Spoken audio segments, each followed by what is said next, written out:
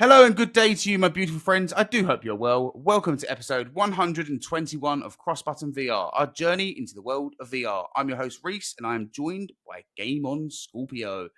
Hello, Sammy boy. Hello. I'm not going to call you Scorpio. I'm not going to call you Game On. I'm just going to call you by your name. I can't bother to say Scorpio. Please do. At the start of all my videos, I say, welcome to another video. My name's Sam.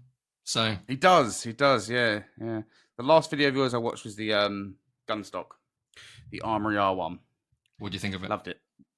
Yeah. Very well made video, as usual, with all your stuff. It's very professionally done. You humble me, sir. That's the only time in this whole episode that I'm going to pull your chain, okay? Thanks. So, yeah, exactly. For the rest of it, I'm just going to take the piss out. Yeah, nothing new there. Joe, it's nice to finally have you here. It's nice to be here. Thank you for having me. Yeah, it's should have asked you a long time ago. I don't know why I didn't. You did. Did I? Yeah. I did, you're right. Oh my, do you know what? There's a trend I'm seeing here. I'm like, hey, did you want to come on the show? They're like, yeah. And then Sam and Laurie, you're Sam, when Alex and Laurie was here, they'd be like, okay, we're doing this week, so we don't have time for a guest. I'm like, yeah, that's cool, we'll do that. And it just kind of kept getting like that. And then, to be fair though, we've both been extremely busy this year, for better or for worse. So the words you may have said on one of these occasions. Exactly. Well, it's great to have you here, and I'm sure it won't be the last time because, yeah, if anyone doesn't know, me and Sam play a lot of games together. We always have a good laugh. You should have seen on my channel and also on Sam's channel, we've got a few videos together where we're just, I suppose the best word for it is shooting the shit while playing games. Yeah, pretty much. Yeah. Yeah, it's that. It's just two mates having a laugh while playing games. Which is what gaming should be. Yeah, not too serious. If you're not having fun playing games, then why are you playing games? Look at the shine. Look, this I know the window. But there's a cheap blind. There's a cheap blind here, okay, and I tried fixing it, and I can't fix it. It keeps the slats just don't go up. It's terrible. Before starting all of this room was relatively, comfortable. But as soon as I shut that door and I turn these lights on, the heat is building. I was going to say, with the amount of cardboard boxes you've got behind you, you've literally got insulation in your home just from like all the packaging. And I'm sure there's more packaging. Yeah, you don't want to look this side. Yeah, if I look to the left here, because we've got nowhere to put all our stuff though, and there's just loads of boxes here off camera, and there is one down here, but I've angled it properly. The size of this room that I call the man cave is pretty much the distance you can see that wall to me, a little bit extra, same that way. It's not a large room. And so you just tuck your chair away when you're going to play VR? I literally stick it right there where this door is, which is a cupboard. I literally roll it over there. I've got the Roto VR, which is just to my left. I have to roll that in front of the room for that. Well, I don't. I have to roll that over to where the actual door is, so I can't get out. And if something happens, no one can get in. And then Sam, I just had a fall. Exactly. Then I just plant myself in the middle, and thankfully, obviously, because of being used to recording to the camera, I just stay facing one way so I don't hit anything. Yeah, I got to admit that's one good thing about having like a space that you're so used to playing in. You kind of stay situated when you're playing VR, or even if you're making content or anything like that. In this room at the moment, I'm still not used to it. Like I forget if I've got the door open or anything like that. So if I'm playing VR, I'm like, if I turn to my right, I'm going to hit something. Can I walk forward? No, there's a stall there. Yeah, I hate it. I miss my my actual gaming room. I was so acclimated to that whole space that I knew where everything was. I say I knew where everything was, but I did about a week prior to the fire happening. I did actually knock one of my statues off the shelf. I remember. And you glued it back together though. I did. I used not sponsored here, but I used Gorilla Glue. I used some Gorilla Glue to fix that. And if anyone has any breaks, cracks, or anything like that you need to fix, Gorilla Glue is the best thing for it. Gorilla Glue. Gorilla Glue, whatever you want to call it. I love that product. It'll fix it. Okay. But Gorilla Glue, if you do no, but no. Today's sponsor, Gorilla Glue. Literally, it was the Revenant from Doom. And I had to glue 3 or 4 different parts. I was like, it was like doing surgery on a statue. It was ridiculous. But anyways, enough rambling. Let's jump into. I've got a few questions for you today, Sam. Oh God! And then we've got the news, which is the whole upload showcase, and then that's pretty much it in terms of big things that's happened in my memory. But before we jump into any of this, if any of you would like to support us, please give this podcast a sub on the service you're using. If you're watching us on YouTube, please remember to hit that like and subscribe button. And why not leave us a comment too? You can find us on Twitter and Blue Sky at CrossButtonVR, and now also on Ko-fi, which is ko-fi, which is like Patreon, where you can support us and help pay for all things that keep the lights on around here. And a big shout out to Golu and Phil, who are our monthly members. We appreciate you a lot. So, Sam. So, ready? Reece, I was born ready. No one was. That's just some bullshit someone made up. No one is born ready. No. Anyways, tell us a bit about yourself. I hate questions like that because it's like, where do you start? You're what sort of information? What sort of information do you want to know? Well, as you know, I'll do my usual thing. Welcome to this podcast. My name's Sam. I'm a VR content creator. I focus on anything and all things VR, be that PlayStation VR 2, Meta Quest platform, PC VR. Saying that, actually, I don't have Pico, so not every platform. Who does? Who does? And when they do, who covers it? Well, I wouldn't say no. I mean, I'd love to try one. I've used a Pico 4. I've not used the Ultra. And I've used the Ultra. Headset. I was fortunate enough to get invited somehow to the not press conference, but an unveiling that they had at the TikTok HQ in London, where we got a presentation on it and the motion tracker wrist things and all of those, and then we got hands-on trying them, and it was impressive. But there's not really much. You can't really get too used to it. Not used to it, but you can't really review it in a quick amount of time where you put it on and go, yeah, this is going to be a super comfortable headset. It's like, it was comfortable for the 5 minutes I was wearing it, sure. Exactly. Well, to be fair, I mean, I remember one of the first times I used the Quest was at EGX. I want to say 2023. That was the first time I used the Quest 2. Because, like I said, when I was on the episode of Gamertag, I pretty much never. When I bought a PSVR 1, I never bought any other headset after that. It was PSVR 1, and then I got a PSVR 2, and then I was like, I love VR again. This has brought me back to it. Let's get right addicted to it again, like I was when the PSVR 1 first came out. So I'd never tried the Quest 2, I'd never tried a Pico, and I got to try the Pico 4 and also the Quest 2 at EGX 2023. And they had one of the old fabric things of the Quest 2, and I was like, "Oh, this ain't too bad. This is quite comfy for the 20 minutes I played the game for." And then the Pico, I was like, "This is really awesome." And then later I got the Quest 3, and I was like, "This fabric thing is fucking disgusting. Who designed this? Who at Quest went, this is a great idea, guys. Let's whack that on there. Let's get that shipped out." So let's put a pin in the whole cloth strap for the Quest 2 and the Quest 3, right? So I got into VR pretty late. I got into VR with the Quest 2 in 2021. So I got it around January, February time. That was your first VR in 2021? My first VR. Wow. I had wanted to get VR since the beginning. I just couldn't afford it. Yeah, it was too pricey. Like, it was ridiculous. Yeah. So I was weighing up like the Vive or the Rift S prior to getting the Quest 2. But obviously then the Quest 2 launched in October of the year before. And I was like, you know what? Yeah, it can do PCVR as well. It's also a mobile chipset, so I can do things wirelessly. I'll do that. But I was only able to afford one because I did a freelance job for one of my now wife's friends. So doing that job for him, which was just building the simple website on Wix, allowed me to buy the Quest. Websites? No. I thought it was a car retailer. Oh, yeah. So that allowed me to get a Quest 2. And I loved it ever since. I mean, prior to that, I had tried to do a cheaper way. You know those cases that you can get and you shove your phone into it? Hey, it was all I could afford. So naturally, I went down that route and I tried getting Elite Dangerous to work with it. It sort of worked if you want to play in a slideshow presentation. But other than that, I could see it. And obviously, I was going, this looks amazing. If only it would run smoothly. So then when I obviously got a Quest 2, I just fell in love with VR. And because of that, a couple of weeks or a month or so later, I then decided, you know what, I'm going to start making videos on VR because it's quite a niche market. And I want to share my love and passion for VR. Prior to this, I already had done streaming. I used to stream on Twitch quite a bit. Wasn't very successful. Became affiliate, but then, not much.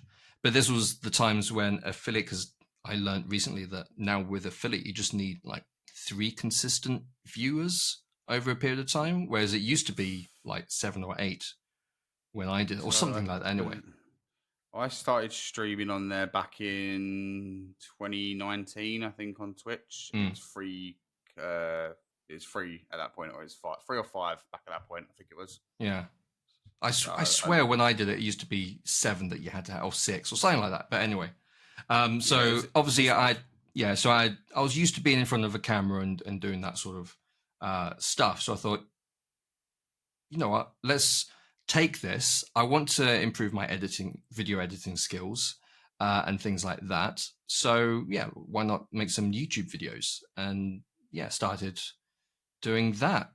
And it was a lot of fun. I got addicted to Zombieland Headshot Fever, so much so that I ended up being world number 1 on all of the levels for a period of time. But because obviously I was brand new to being a content creator, especially in the VR space, had no contacts or anything like that. So literally, as everyone does, you buy in the games, you buy in hardware and reviewing them. But for a long time, I didn't have a strap. I just had the cloth strap that came with the Quest 2. And I actually thought it was rather comfortable. Once you find that sweet spot, I know, I hold that look. Nah, I'm holding.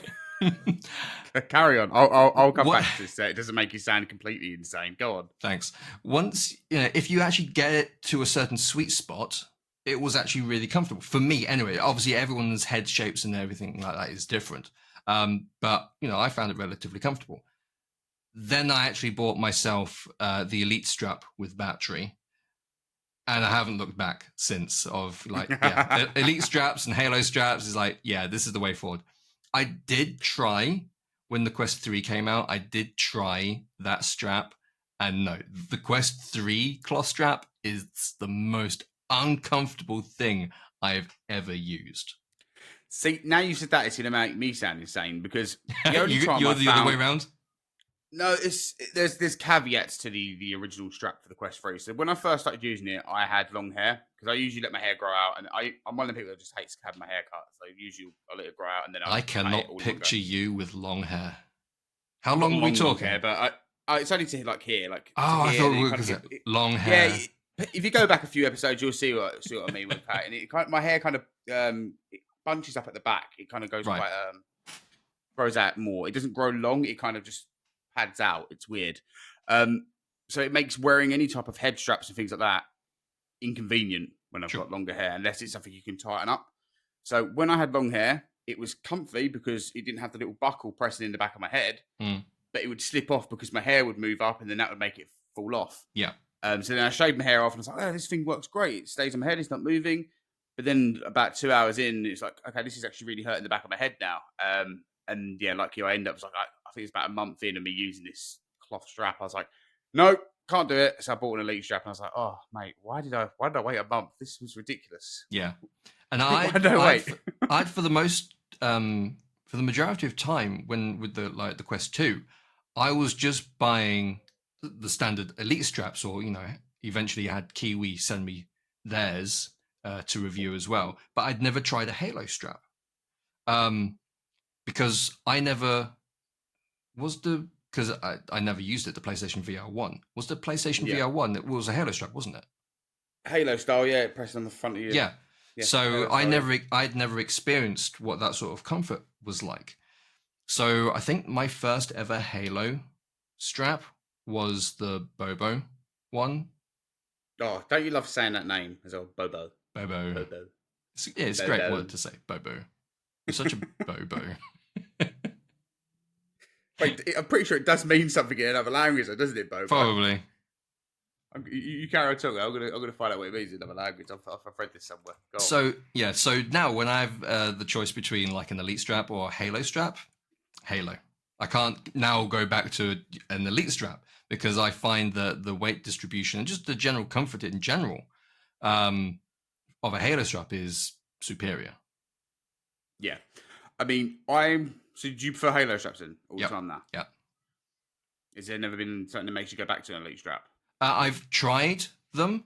I've tried newer Elite straps, especially for reviews. Well, only for reviews, really. And they've got, this is comfortable, and I'll try it for like a week or so I can probably understand it before doing my final thoughts on it. But I always go back to my Halo. See, I'm really weird. Like when it comes to, obviously, don't agree to that, but when I try like an Elite strap, I'm like, this is great during the summer because it doesn't press on your forehead, so you don't find yourself sweating up there too much. Whereas like in the winter, I'm like, okay, I like a Halo strap because I don't mind it kind of pressing on my forehead because I'm not absolutely sweating at a point. So I think that's the only time I ever really switch them out. Otherwise, I usually just leave whatever I've kind of reviewed last on or whatever's convenient at that point that was comfortable. I just throw it back on. It's a developer needs to come up with some sort of transformer design, which is both an Elite and a Halo strap that you can change between. Just Yeah, just adjust it, and it's now a Halo strap. Adjust it again, it's just an Elite strap. Yeah, because then that would be great for anyone else who wants to try both, but it's got to be a solid product. And I tell you what, something I want as well, it's got to have hot swappable batteries.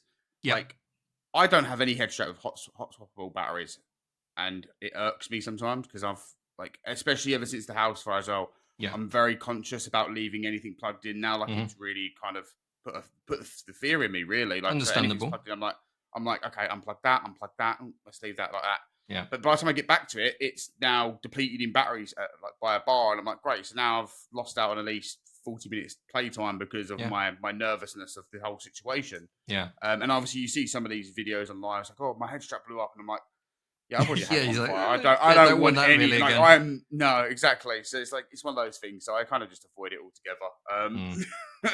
But yeah, hot swappable batteries. I need to try a strap like that. See, I have.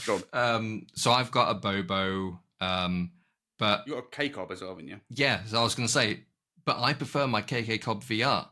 It's, in my opinion, way more comfortable, and the battery, which I've got right here for your viewers, I think lasts longer. Granted, I haven't tried the new Bobo batteries, but yeah, I find this one way more comfortable. Interesting. Okay, well, there's our little talk on head straps, and I'm pretty sure we'll be diving back into that because I actually want to talk about a head strap anyways. But before we do that, I've got more questions for you, Sam. Please go ahead. But it won't be anything about yourself because clearly you don't like that to the point where you kind of shifted the question on to just talking about head straps. I didn't mean to. So it just happened. It just happened. Someone's going to go back to that and go, actually, Reece, it was you that started that, you twat. Probably, yeah. How did you get into VR? Other than just Quest 2, what was your main decision to make you want to go pick one up? I've just been a lover of... So I've been gaming pretty much since I was 2. I know. So I mean, I've always loved technology. That was me getting sick of you. That's me getting sweat out my eyes. I thought you were like, since 2? Jesus. You okay? So I look like I'm crying in a minute. Yeah, it's going to be one of those episodes, is it? Okay. But yeah, brilliant. I mean, that's what we wanted. I've been a lover of technology, gaming, specifically since, like I said, since I was 2. So I've always been looking to the future of what's, the next sort of thing. I've always tried to, I mean, I've been very fortunate whereby my parents have been, they were somewhat successful, but a lot of things then went downhill for them.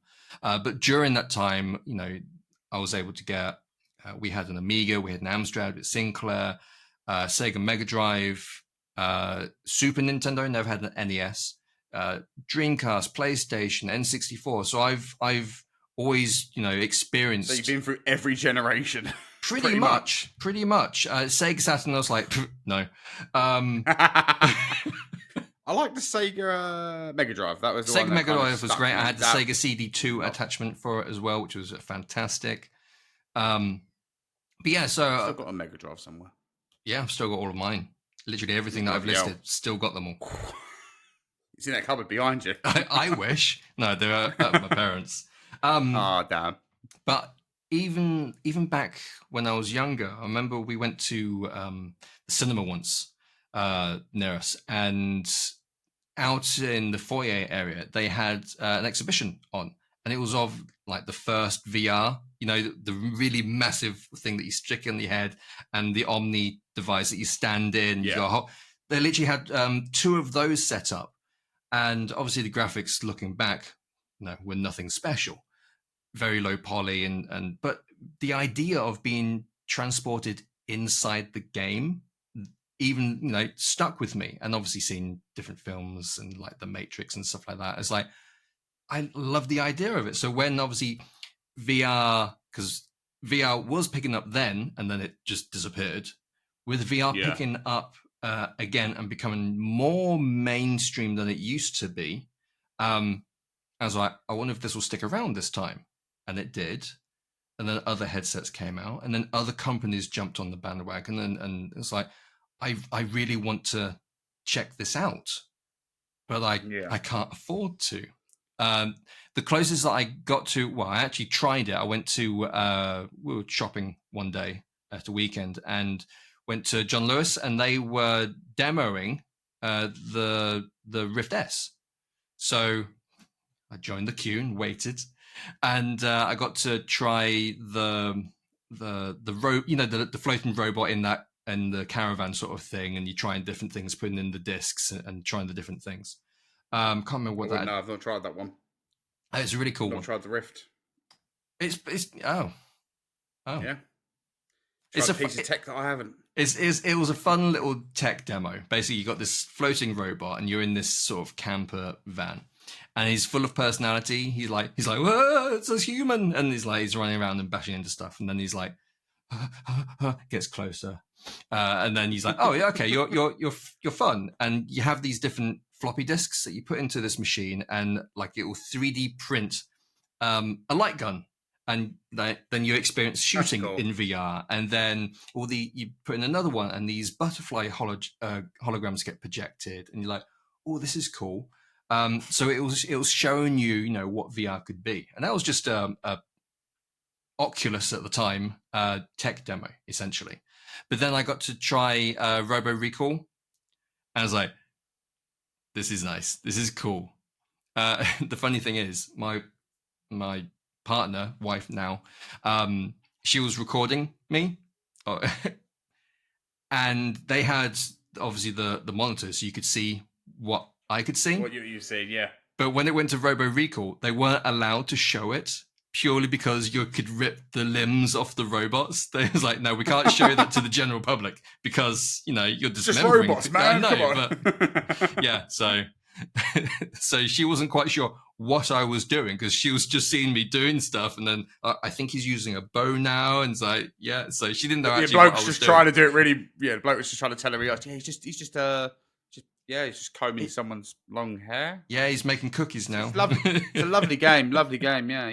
Yeah, your partner's definitely not deranged. You've got nothing to worry about. Yeah, but obviously since that moment, that was the first time I actually tried VR properly, instead of a mobile phone trying to do Elite Dangerous, or those roller coaster demos that you get on the apps on your phone. That makes you feel sick. Didn't make me feel sick. I've got very strong legs. Or saying that, we'll come back to that. But no, since then it's like, well, I need to find a way to afford and buy VR, because I need to get in on this. So yeah, when I had the opportunity to do that freelance job, I jumped at the chance.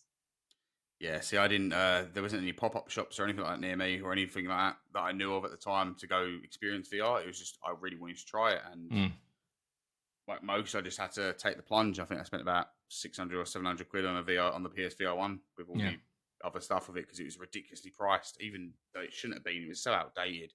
It worked, but it was outdated. But hey, it sparked a passion Sure. and made me look forward to their next headset, which then made me go, "Oh, this is great! I'm going to get a Quest." But don't take that the wrong way, PSVR2 fans. Like it was more of a, this is great. I want to experience other VR games. Sure. I mean, if you've got a passion for VR, you've got a passion for VR. Yeah, exactly. It shouldn't be gated between different platforms. It's just exactly. VR is VR.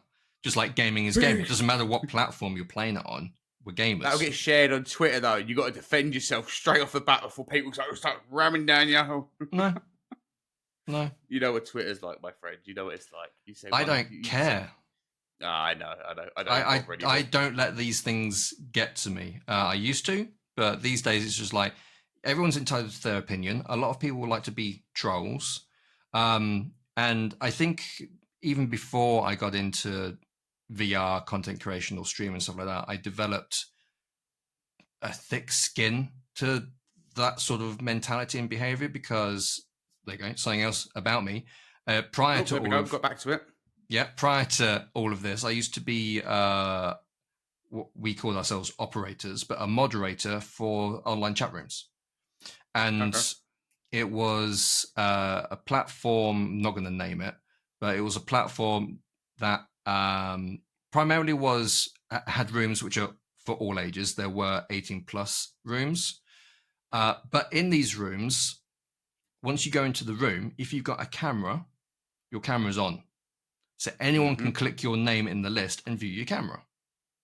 And then when it comes to, everyone could type in the room, but there was a talk button as well. And it was first come, first serve. So if you grabbed the talk button, you could then talk onto the microphone, and then you release it, and then someone else can grab it, and you can have a conversation. But everyone in the room could hear this conversation.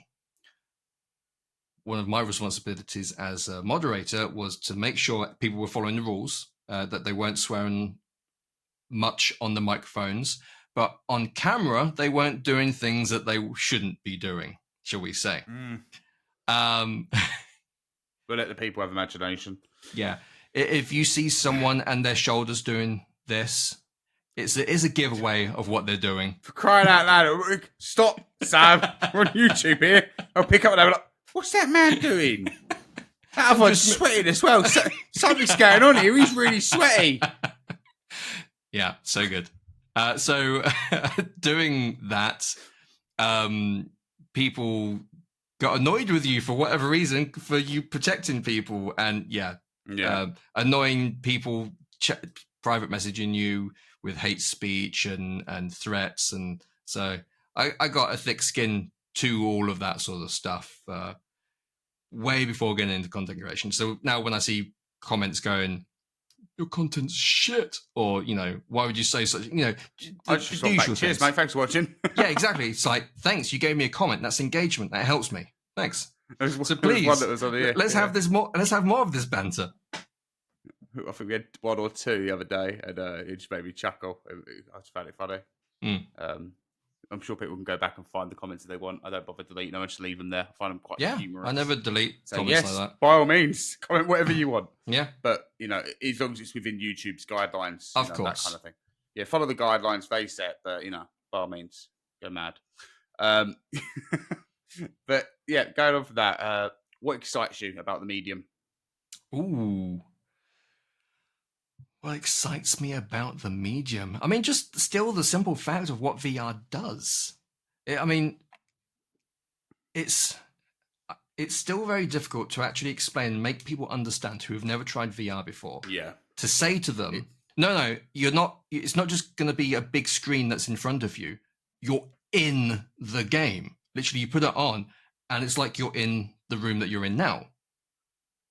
People still don't grasp that concept. So that's still the most the thing that I love most about the medium is that sense of immersion.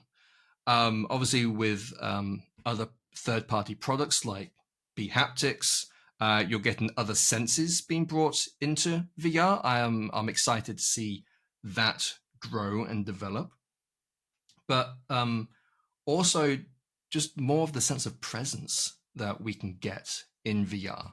I'm still waiting to see, because if you remember when Meta did one of their Connects, they were talking about with the Quest 3, the cameras are also going to be able to look at your body And for games that have full body avatars and inverse kinematics, which is when obviously it's just the controllers which are being tracked for your hands, and then inverse kinematics are going, okay, so that this is happening with the rest of your arm and the movement. But as we all know, when sometimes you're doing stuff, these will bend in very weird ways just to get into the position that your hands are in. And Meta, one of the Meta Connects, they were saying that with these cameras, it's going to, the cameras are going to look at your body and mimic in game correctly where your elbows are going, for example, and your legs and things like that.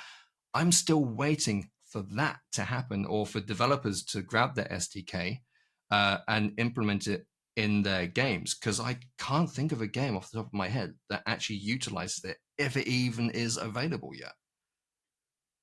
There's only one developer I know who's done something like it. And it was one of the free fitness games. I can't remember the name of it. I've done a video for it. I genuinely can't remember the name of it, but they basically made it so they connected, I think it was their phone as a tracking camera. Sure. It was able for them to track points on them. Yeah. So, but basically made them so they could do it all that way, which was. But that's using a third-party device. That's using your phone as an external camera. Yes, but I mean, if with Quest, I'm sure they would have to do it in a similar way with the camera. No, literally, Meta was saying that with the downward-facing cameras of. Oh, I would love to see how bad that goes. Well, yeah, same, but I genuinely, Quest, please do it, just so I can see how awkward people look on VR. I swear I'm not making this up. I swear I can even see the demo video that they had up in my mind's eye. But yeah, I mean, for your viewers, let us know down in the comments below if you know of a game that supports this sort of functionality, if it is already out, or if I'm just bullshitting. Who knows? There's strong possibility. The thing with VR we find, and I think it happens quite a lot, and it's not a bad thing. It's just a lot of optimism, passion for the actual projects and stuff itself. Is a lot of devs will say, "We're going to do this," and then they plan it out and they go through it about 90% of the way, and they're like, "No, it didn't work. Scrap it." And it happens so many times, and it's a shame because the amount of times they mention it to the public, you're like, "That does sound awesome," and then it kind of goes wrong. Well, after that little bit of a technical issue there, let's go straight on to the next question. What has kept your passion alive for VR all these years? Ooh. I mean, it's been difficult at times because sometimes there's not really been a lot coming out for VR game-wise, especially. I mean, there have been loads of games coming out for VR, but none that have been, for me anyway, anything that's really grabbed my attention. A lot of, people always say that the majority of games for VR are just glorified tech demos, and to a certain degree, they're right. Which I think we're going to be talking about later in this podcast. But it's just the excitement of, I wonder what's going to come next, because I don't think VR is going to disappear. I think there are always going to be companies out there that want to push VR further. And there are always going to be developers and publishers out there that want to push the medium and their content further. So we're just going to get better and better experiences that will start to... I mean, we're already seeing games, for example, get to the point of consoles, generations in the past. We're getting up to that quality now, and a bit after that. So things are growing, I'd say, pretty quickly in the VR space. You only have to look at... People might disagree with what I'm about to say, but the difference between the Quest 2 and the Quest 3. When you look at a Quest 3 exclusive title and a developer that really knows what they're doing, I mean, even with on Quest 2, you've got the name always leaves me. The one that always looks amazing. Red Matter. Okay, cool. Yep. We always talk about Vertical Robot. So they obviously made a fantastic looking game, and that was on the Quest 2. So when a developer, knows what they're doing and knows how to get the most out of a platform, then you're always going to see great things, especially if they've got the time and the budget behind them. So the difference between the Quest 2 and the Quest 3 was quite significant. So for the next generation, whenever that comes with a Quest 4, I don't think it's going to be called a Quest 4. We can talk about that later if you want. I think we already have somewhere along the line on one of the episodes of what we think it's going to be called. Yeah, Horizon. I think it's going to be called. I think they're going to call it the Horizon headset or something like that. The Meta Horizon is what they'll call it next. Yeah, they're going to get rid of the line of Quest. Shame. Yeah. People will call it the Quest 4 though. Yes. But I think we're going to see another. Well, we're definitely going to see a jump because what generation to another next generation doesn't improve. Yeah. Just how much of an improvement is the question.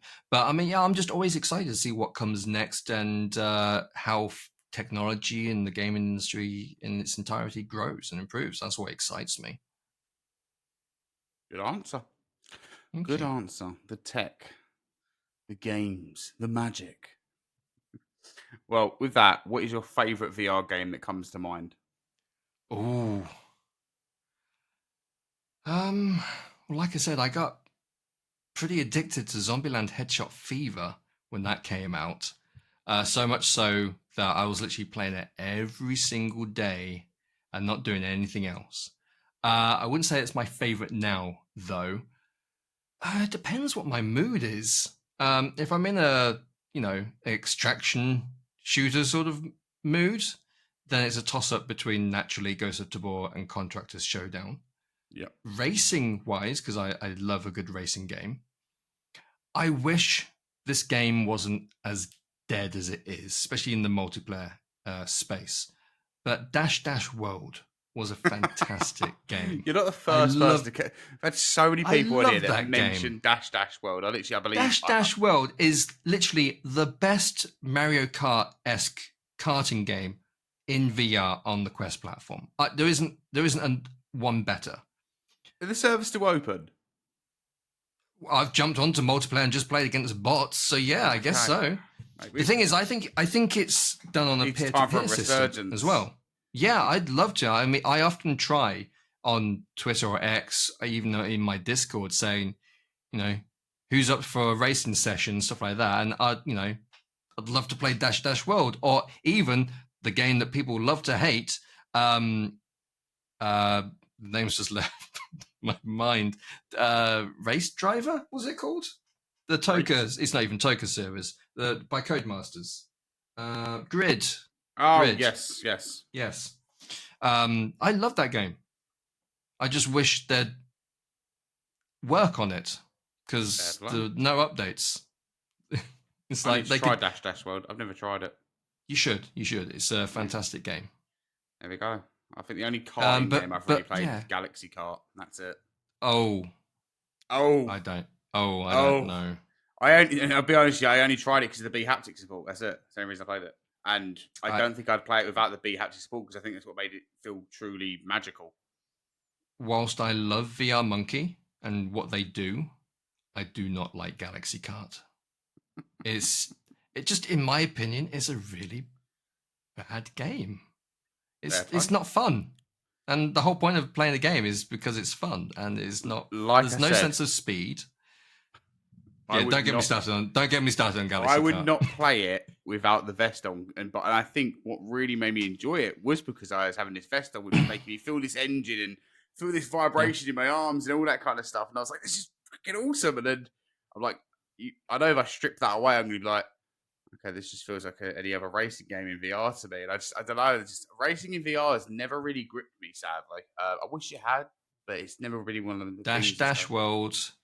And if you like arcade racing, that's quite chaotic and intense, then Grid.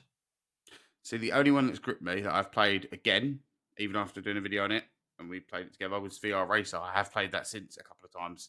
Yes. I like VR Racer. I think it's a fantastic... VR Racer is a great game. Yeah, it's just the implementation of accessibility, of, getting players used to it, and so they don't can heave for the first time playing a game like that. It's the fact that you can also the primary way of steering is by leaning. It's just so well done. Like, and just different ways they've done it. If you don't like that, you can use the analog or you can use your arms like that. I mean, it's just absolute perfection. They've done such a fantastic job there.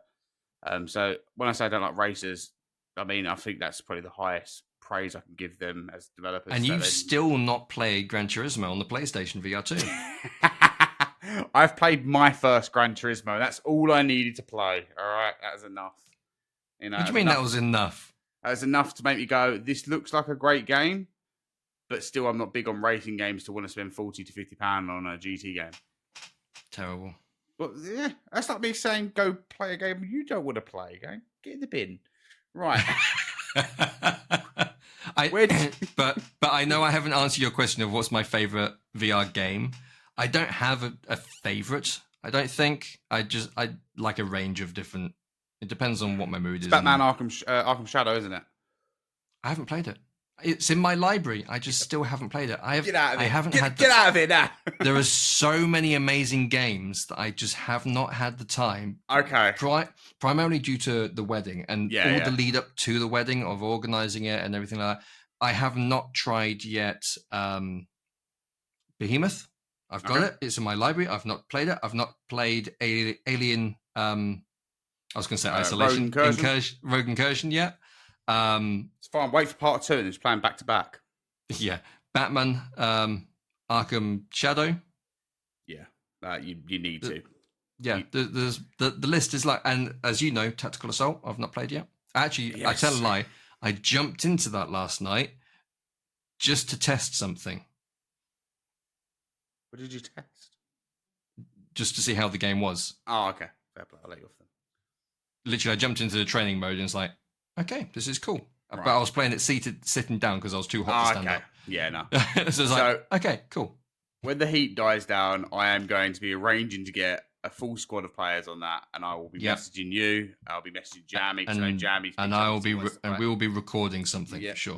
We can definitely do that because I know Jammy's he wants to play it. He hasn't played it yet, but the heat is, I think, enough to put anyone off. The heat is a killer.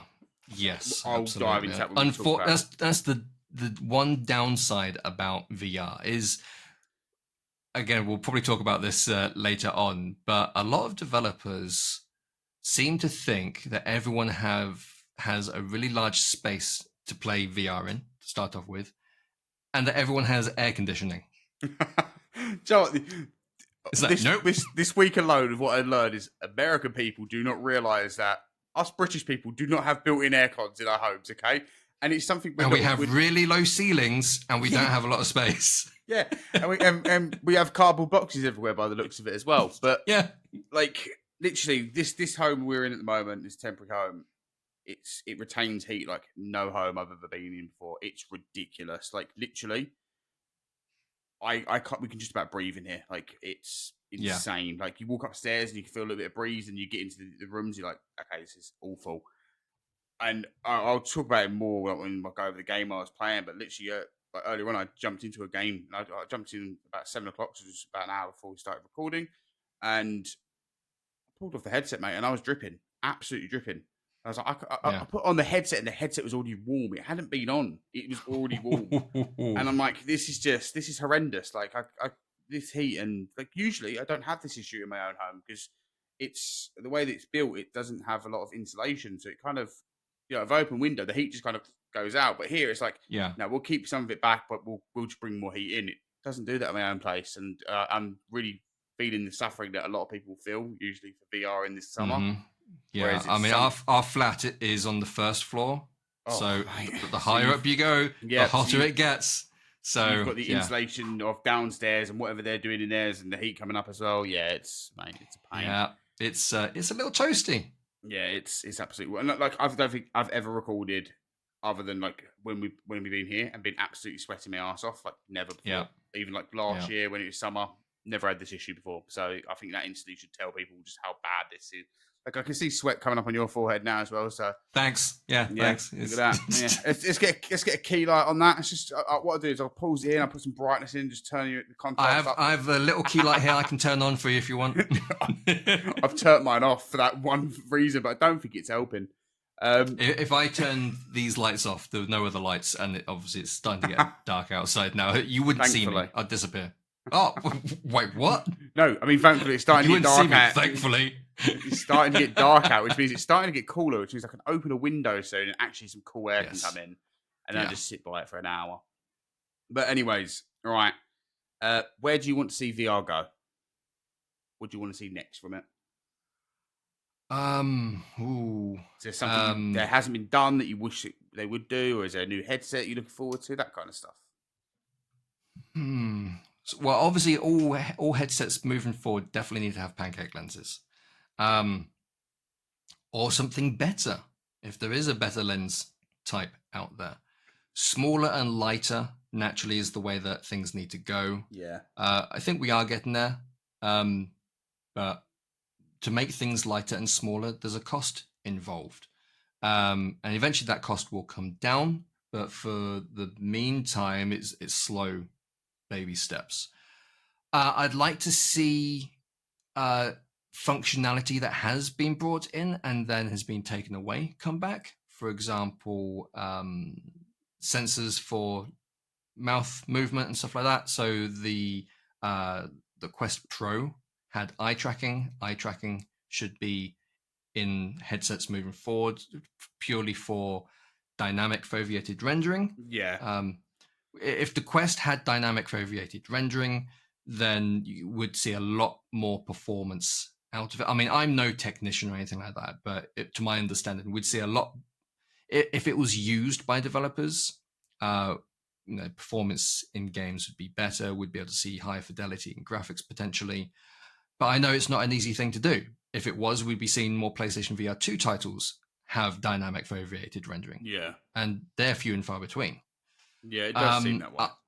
Yeah, I mean, it took No Man's Sky over a year, I think, I can't remember the guy's name, but he worked magic on No Man's Sky to get dynamic foveated rendering into No Man's Sky on PlayStation VR 2.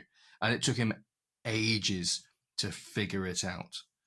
Yeah, I think originally it was quite a pain in the arse to do. Yeah. It got a little bit easier, but I think now it's kind of some devs don't understand the use factor, or some devs just don't feel like it's needed. Yeah. And there's because unfortunately, it's not just something that they can just go turn it on. And I think that's what you a lot can't of people do believed. that. Yeah, I think that's what a lot of people thought it was, and there was that kind of whole session of anger from PSVR 2 players going, "Oh, come on, put DFR in it," and it's like, I don't think it's as simple. Otherwise, they would just do it, right? They would already exactly. done it. Yeah, so that's quite a funny one. I would like to see, this is game related, not hardware related. I'd like to see Grand Theft Auto finally make an appearance. I know you mean it's like dead, it was going to? yeah, I know it's dead, but I'd love to one day actually see a game like that. I know we have third-party games sort of trying to develop a GTA style of game, but I want actual GTA. Yeah. Even if it's just GTA 3 in VR. Yeah.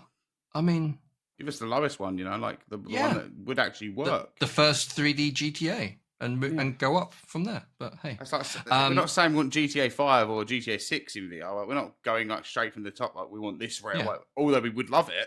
Like, I mean, San Andreas would be an amazing first entry into VR because that world was massive. I was blown away when I played that for the first time on my PlayStation. I thought it's just this city, and then I drove out into the country and there was a little town. It's like, how big is this map? Anyway, I digress. Open the case. I'd like to see maybe better controls. Controls that anyone can pick up. And understand straight off the bat, I think it's quite good. Yes, because obviously controls that we have these days. What is he grabbing? Oh, he's grabbing a PlayStation. He's a PlayStation fan. So obviously we've got our D-pad, we've got our analog sticks, and we've got our XY. I was doing Xbox then. Square X circle triangle or ABXY on Xbox. But if you look at a VR controller, you've got 2 buttons on one controller, 2 buttons on another controller, and 2 analog sticks. There's no D-pad. No D-pad. I think, I'm pretty sure one of the leaked or suspected Deckard controllers is literally that the controllers for it are a normal controller, yes, split in half. Pretty much. People would be used to that. They'd know exactly what to do. Obviously, you can still have your 2 analog sticks on it, but then you got a D-pad on one side, and then your other 4 face buttons. Yeah. I think that would be a lot more intuitive for people. Obviously, you'd still then have your triggers and your grips. But I think we still need to see the. Oh, it's fine. You could have carried on. Yeah, I think we still need to see the VR controller develop and evolve into what its final form will be, because I don't think we're there yet. Okay. Well, that happened again. You can see how hot it is because my camera keeps overheating. Tell what, I think you're the first person who I've ever had who has a camera that overheats. The thing is, I use a Sony Alpha ZV-E10, and it is notorious for overheating. It's one of its downsides. I've never actually had this issue before, but I've never had the camera on this long. Well, okay, that's a lie. I have for some recordings, but never in this sort of heat. Yeah, to be fair, my PlayStation kept overheating when I first moved to this place, just because of how bad it was. Yeah. I've had to rip the covers off it just to have it with no show on it whatsoever. But anyways, I don't know if we finished that last question, but we're just going to jump into the news and everything. I was talking about the controllers. Yeah, so. He was going into controllers. He wants more accessible controllers that make it easier for people to understand how to play games. I think is what he's saying. Yeah, brilliant, sorted. Right, Upload Showcase. We had the Upload Showcase 2025, the summer showcase, because they wanted to let everyone know that it is summer. You know, the fact that we're all sweating our asses off. I was going to say, really? Couldn't tell. Yeah, exactly. The fact that this top is actually usually quite baggy, but it's stuck to me. I think that's an indicator itself. But anyways, they announced, they showcased 50 games. And I'm going to go through a few of them. If you want to see the rest of them, just go to Upload VR or watch the showcase yourself. It is about an hour long, so maybe just read them and then kind of do what most people do. Just pick which ones you kind of sounds good to you and then go from there. But yeah, I'll shout out one that I like. If it's the same one that you like, just give me the reason why. If not, we'll kind of bat it back and forth. So are you doing this out in the order that they will I'll be going through the order that they showed them. I've wrote down quite a few that I liked, but again, these are ones that I've seen elsewhere or ones that I already knew were coming, and there's a mixture. But one that I didn't know of, and it was also their main sponsor. I actually liked the look of Elsewhere Electric, and the reason for that is because last time I played a game like this was Keep Talking and Nobody Explodes. And I think this would be quite fun to play with my partner. So as soon as they showcase that... I was thinking the exact same thing, because sometimes she can't do a lot of games because she suffers from motion sickness. So any game that's got artificial movement is a no-go. Teleportation, yes. And snap turning, not a problem. But then if, for example, like we'll play a lot of Walkabout Mini Golf, but if she has to teleport onto something that's then an elevator, she has to close her eyes. Oh, okay. So something like this, where I can be in VR and then she's on her mobile phone or tablet and we're working together, I think is a great idea. So, yeah, that one definitely intrigued me for that reason. I would like to kind of play more games with my partner again. I mean, we always game together. We don't game as much as we'd like to now because she's still addicted to Elder Scrolls Online. Darn game. But yeah, I think this is something we'd have quite a good laugh with, and we'd both take in turns of who would be in the headset as well. So I think it's something I'd really be intrigued to. So that comes out on July the 23rd as well. So not too long to wait for that one, and hopefully we'll share some thoughts on that. Go on, what was the next game that intrigued you? Again, you can go further down the list than I made. So the next game that intrigued me was Trenches VR. Okay, so you went quite far down the list then. Well, 1, 2, 3, 4. It was the fifth one after game, that. Yeah. Trenches VR also intrigued me. It's on my list of games. Yeah. So go on. Yeah, so World War I horror game. It's going to be out on the Meta Quest platform, PC VR on Steam, and also it's coming to PlayStation VR 2.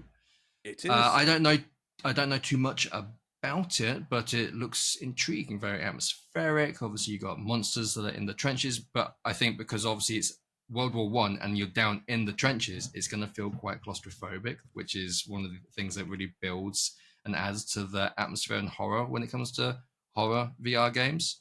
But yeah, I think it looks like a good one to keep an eye on. Yeah, it's something I was intrigued by. I looked more into it once I saw the game, and I did actually search it, and it has been out for a while in non-VR. Oh, really? So it's a Yes. flat game that's coming to VR. Yes. It's good to see developers doing that. Yep, There's exactly. I'm all another one for that's it. on. There's another game that's on this list that is similar, or they're doing both at the same time. We'll get to that later, though. Yeah. So, I mean, I looked into it. It came out last year. Not last year. 2 years ago. January 2023 it came out. I was looking at the Right. gameplay and things like that. It's quite slow paced in the trailers and things like that. And there's some spooky stuff happening in the trenches, not just the main thing in the trailer that we saw in the VR one.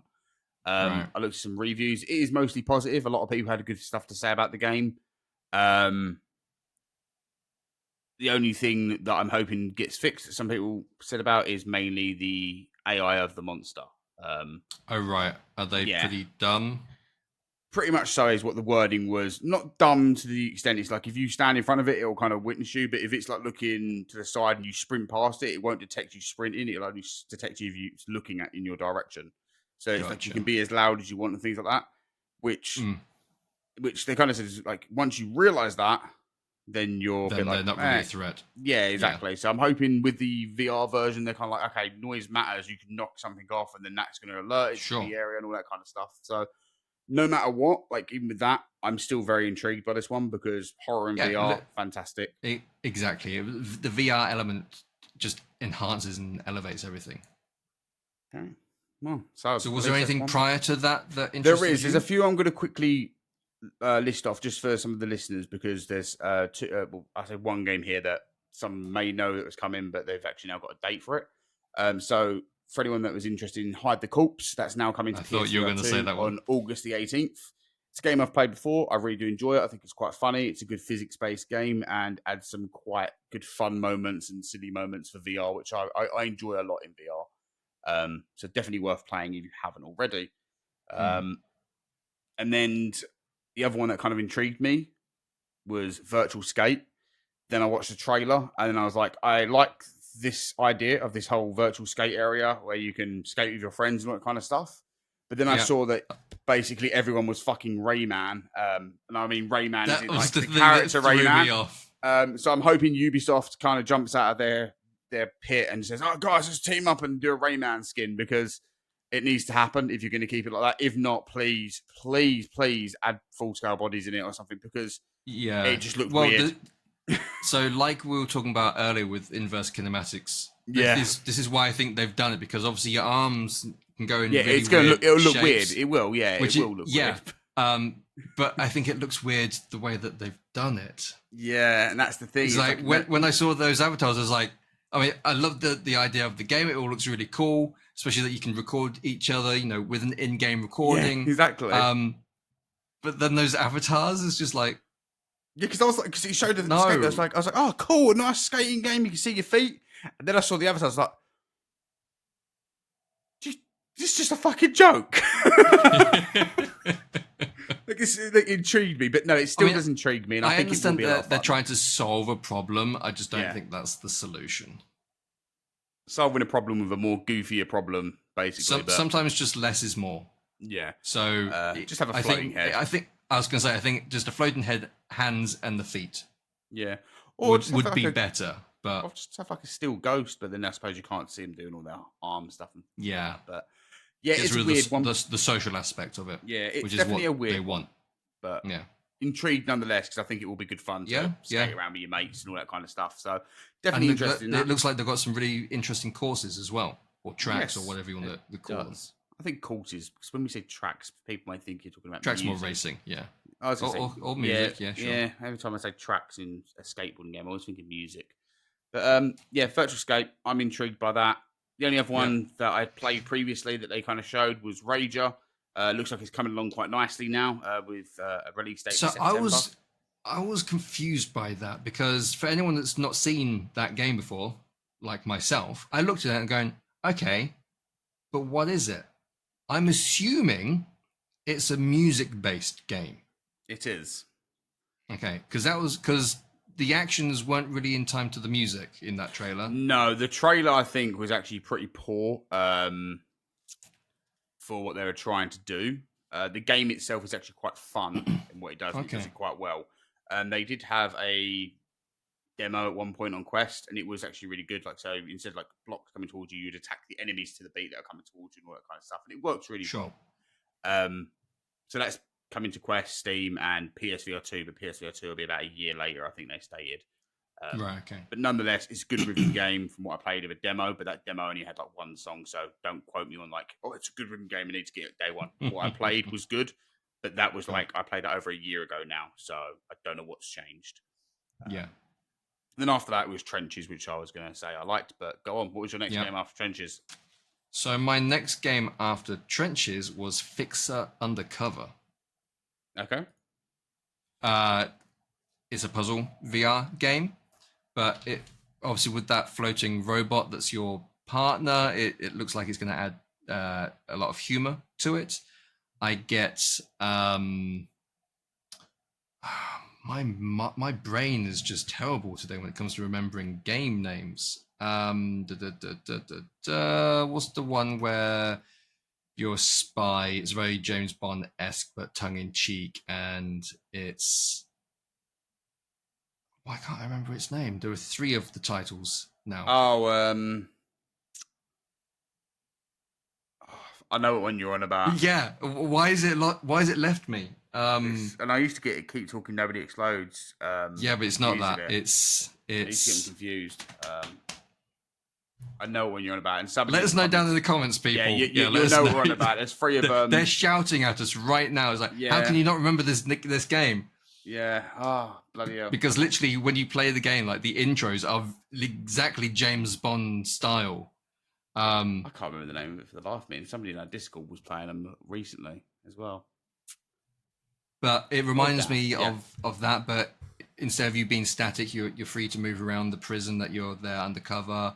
It looks like it's a lot of fun. And not only that, I think it was saying that, you're free to, do these puzzles however you want with actual tools. So you have to like do drilling, cut through things and everything like that. So it looked very interactive and down to you to solve the puzzles however you want. So it looked like a really good fun one.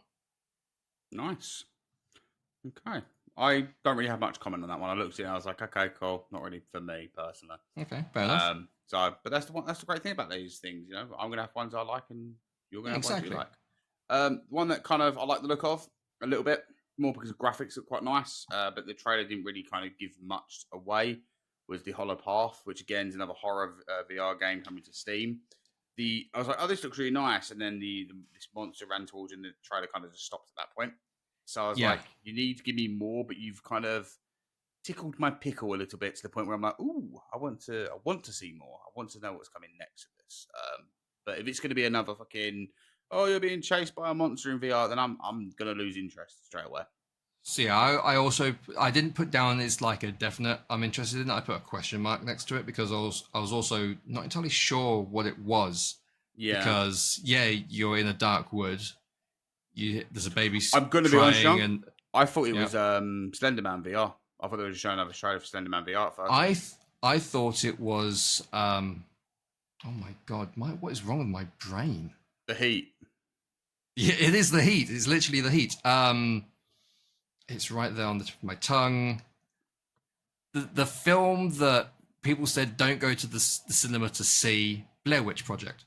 Okay. I thought it was a new Blair Witch Project VR game or something like that. But yeah, so then obviously the thing's chasing you. But I wasn't entirely sure if we were actually seeing gameplay. It looked very cinematic-esque with its movement and rendering. So, but you've intrigued me nonetheless, developers. It intrigued me, but I don't even know what the game looks like. I don't think that was it. Show me more. I actually went to go look on Steam to see what the game is like because it says wishlist now on Steam. Yeah, that's bullshit. I can't. Really? Wishlist it on Steam. It's not even on Steam for me to wish this, so I can't. So lies. You've intrigued me and you've now lost me because you've gave me a simple instruction of wishlisting your game, but you've not even put it on the store for me to wish this. So you've now lost me. So please try your best to get my attention back, and I'm pretty sure you will if you keep this kind of creepy, huge monster thing you're aiming for. Yeah. But let's move on. What was the next game that intrigued you? So the next one was Memoriam. Of course. However, before we jump onto that one, there was one I just want to talk about, which was the Pedal Rebel VR. Mate, that fucking trailer. I loved the trailer. It was very cool. But at the end of it, I was like, do you need a fitness bike to play this game? Yeah. Yeah. So it's like, so not only do I have to buy the game, I've got to go out and buy a fitness bike just to play this game. It's like, surely there are other ways to play the game, no? Yeah, but it's cool. With Get that a trailer, bicycle. yeah, but literally with that trailer, you're already narrowing down your audience to... Yeah. But Hence why I it's just not found even it- on mine. No mention whatsoever. I'm just ignoring that even exists. I just found it weird. But yeah, Memoriam, it reminded me of... obviously, we've known about it for a while. Yeah, Memoriam was shown at the last upload showcase and many other things as well. So obviously, it reminds me, I think it's inspired by Dead Space.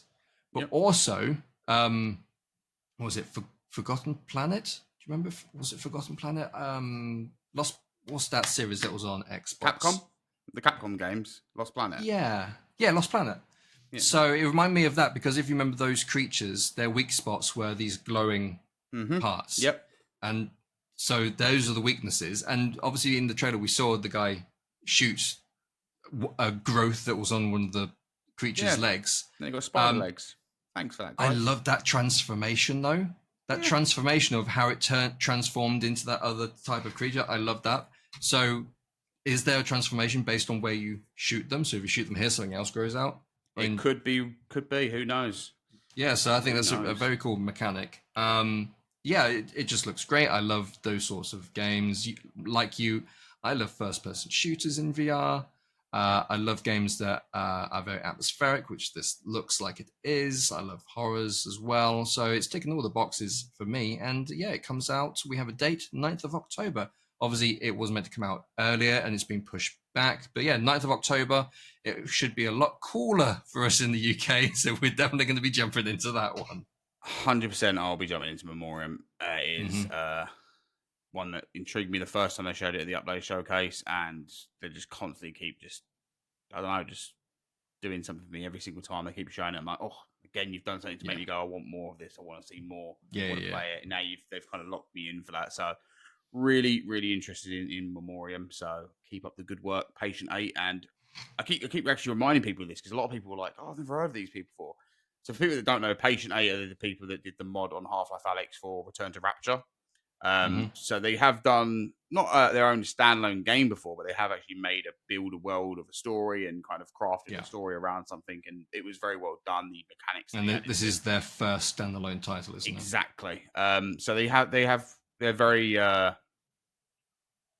skilled in what they can do. Yeah, I say they're skilled in what they can do because they have an idea of what they can do for a game. But obviously, with Half-Life Alyx, it was all built off that one thing, and you kind of have to work to that. Whereas now they've kind of set their own things to kind of do what they want to do. Yeah.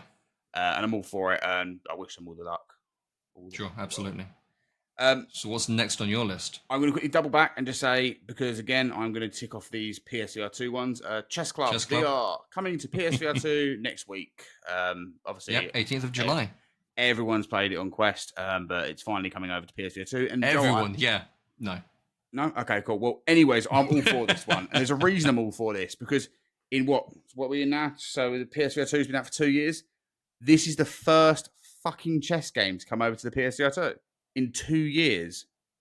Mate, it's an untouched market already. So, like, this should have already been done. Like, this should have been one of the first games that came over to PSVR 2. But nonetheless, happy it's coming over now, and I'm happy it's actually a really good chess game coming across. I mean, by all means, Merlin's Chess, if you want to come over as well, do it, because I actually enjoyed Merlin's Chess. I'm terrible at chess in general. Okay, cool. Do you want to play chess? Do you want to play chess? I enjoy chess, sure. Yeah, but I don't own either of those titles. I'm gonna win. I'm gonna win at a chess game. Yeah, you guys are gonna beat me at a game. Yeah. Zero Caliber 2 as well. They showed some gameplay. The PC VR version looks very nice indeed. One of the things when that came out on Quest is, and I said this in my video, is that the explosions on the Quest version. I don't know if they've improved them since with updates. Felt very... Yeah. They did improve and them slightly. It's like they're trying to be dramatic with everything that's going on. And it's like, what's that? So it's nice to see in this trailer with the PC version, and obviously you said on the Quest version it has had some updates, so it's better. Yeah. It now looks dramatic with the explosions and everything that's going on, so it looks fantastic. So that is definitely one to pick up. If you like Call of Duty style of games with single player, it's got multiplayer as well, hasn't it? It has, yeah. You can play PvP, PvE, you want to say? And you can play through the campaign co-op. Play for the whole campaign co-op, which is pretty much what I did mostly. Yeah. So I mean, PC VR players out there, this is one to keep an eye on and pick up. I still remember the highest praise we gave it on CrossButtonVR was Alex, who doesn't like shooter games. He's not a big fan of them. I remember, yes. Yeah, he really enjoyed it, didn't he? Actually asked to play it again, and that right there, from him to ask to play a shooter game again, is like I remember that. You're not no other shooter. He's played Breaches, he's played Ghost of War, he's played so many shooters. He's tried them all because he's like, I want to try them, but you can never find. This one was the only one. He went, "Do you want to play some more Zero Caliber?" I'm like, "You're right, Alex. You hit your head, mate. What's going on?" He's like, "No, because it makes you feel like an action hero in a film." Yeah, exactly. And one thing I really liked about it as well is some of the enemies gave me some real bad Killzone vibes as well. Like the actual bad guy, he reminded me of like someone from Killzone, which I found very funny. So right. Yeah, I even actually added Jimmy, and Jimmy was like, "Yeah, that's very Killzone inspired." So I was like, "Yeah, I knew you'd say it, Jimmy." But yeah, that looks good. And obviously they're still working on Zero Caliber 1 coming to PSVR 2. So, I mean, a game that should have come across a long time ago to other platforms, but I'm happy it is because I actually... Well, it's nice to see that they're still busy on both platforms, on both titles. One thing I loved about Zero Caliber 1 that's not in Zero Caliber 2 is the riot shields. You can use riot shields in Zero Caliber 2, but in Zero Caliber 1, it has a magazine slot on the actual shield itself. So when you drop the clip, your magazine, it's a clip there. That's Phil. We used to get angry in the comments. When you drop your magazine out your pistol, you can slot it into the shield itself, and then you get the magazine from it, and then you kind of click the release back. And I used to love that. I thought it was so cool to do. And then when I saw the riot shield in the second one, I was like, "Oh, I get to do that." I was like, "Oh, you've taken away my fucking magazine. Now I'm having to put my shield up against the wall and dropping my magazine and putting it out." Oh, bless. Yeah, it upset me. So, definitely love that feature. He's not played the game since. Yeah, exactly. I turned off Zero Caliber. Rage quit. Yeah, Jack. It's a really good game. Really, really good game. Yep, go on. What was the next one for you? It's not the next one for me, but I just wanted to mention that Banners and Bastions looked like a fun mixed reality real-time strategy game, so that is one that some people might enjoy. But my next one had to be of Lies and Rain. Oh yes, that's on mine as well. Yeah, it's by Castello Inc. They're the developers that did Ark and Aid, which was very much a Tron-esque arcade shooting game, but they had fantastic visuals whereby Ark and Aid, Whereas where you said it sounded like you said Ark and Aid, like it's almost like you were about to say Ark and Age or something. Okay. Confused. Ark and they did that? No, they didn't do that. Yeah, Ark and Aid, aka Arcade. Yeah, exactly. But yeah, it's they have fantastic in arcade. Sorry, Ark and Aid. See, yeah, it's so easy to say that way though, because even I used to say it like that, and I was like, I'm going to confuse people when I say this. I think originally, I could be wrong here, but originally it was called Arcade, and then they had to change it to Ark and Aid. I suppose a game called Arcade would be hard to find though, wouldn't it? Let's be honest. Yeah, I could be wrong there. But in that game, they had a really cool effect, especially on the PC VR version, because obviously they could have more effects, whereby things broke down into the little cubes and then dissolved and disappeared. It was very cool. So this it feels like a spiritual sequel to that game, whereby from the looks of it, it's still down the premise of there are machines that are running it, because in Ark and Aid, there wasn't really much lore. It was implied that stuff was going on. So I would suspect that it's actually in the same universe where you're jacking into a machine of some sort, because we see in the trailer that you are actually going into the virtual world, and then there's that arcade Tron style universe or reality that you're in, and then also you're coming out into the real world where you have the machines around, very much Matrix style. But it's very clear that they've taken inspiration from Half-Life Alyx and Tron. It looks like a fantastic game, first-person shooter, adventure title. Yeah, definitely one that is on my list. Nice. It's one of mine as well. So I'm glad you spoke about it. I don't need to now. It looks good. You can do if you want. No, it looks good. It does look good. The other one I put on there was Prison Boss Prohibition. I love the first Prison Boss game. I have actually got Prohibition Going to play. backwards in the list, are we? Yeah, I've not got around to playing it yet, but I have got Prohibition to play, and I will be sharing my thoughts probably next week on that when I get around to playing it. But I love it. Looks like a fun, chaotic sort of exactly. game. I've not played Prison Boss, but I can see I can see the appeal of it though. It's just silly, like the whole kind of just like you're doing something silly.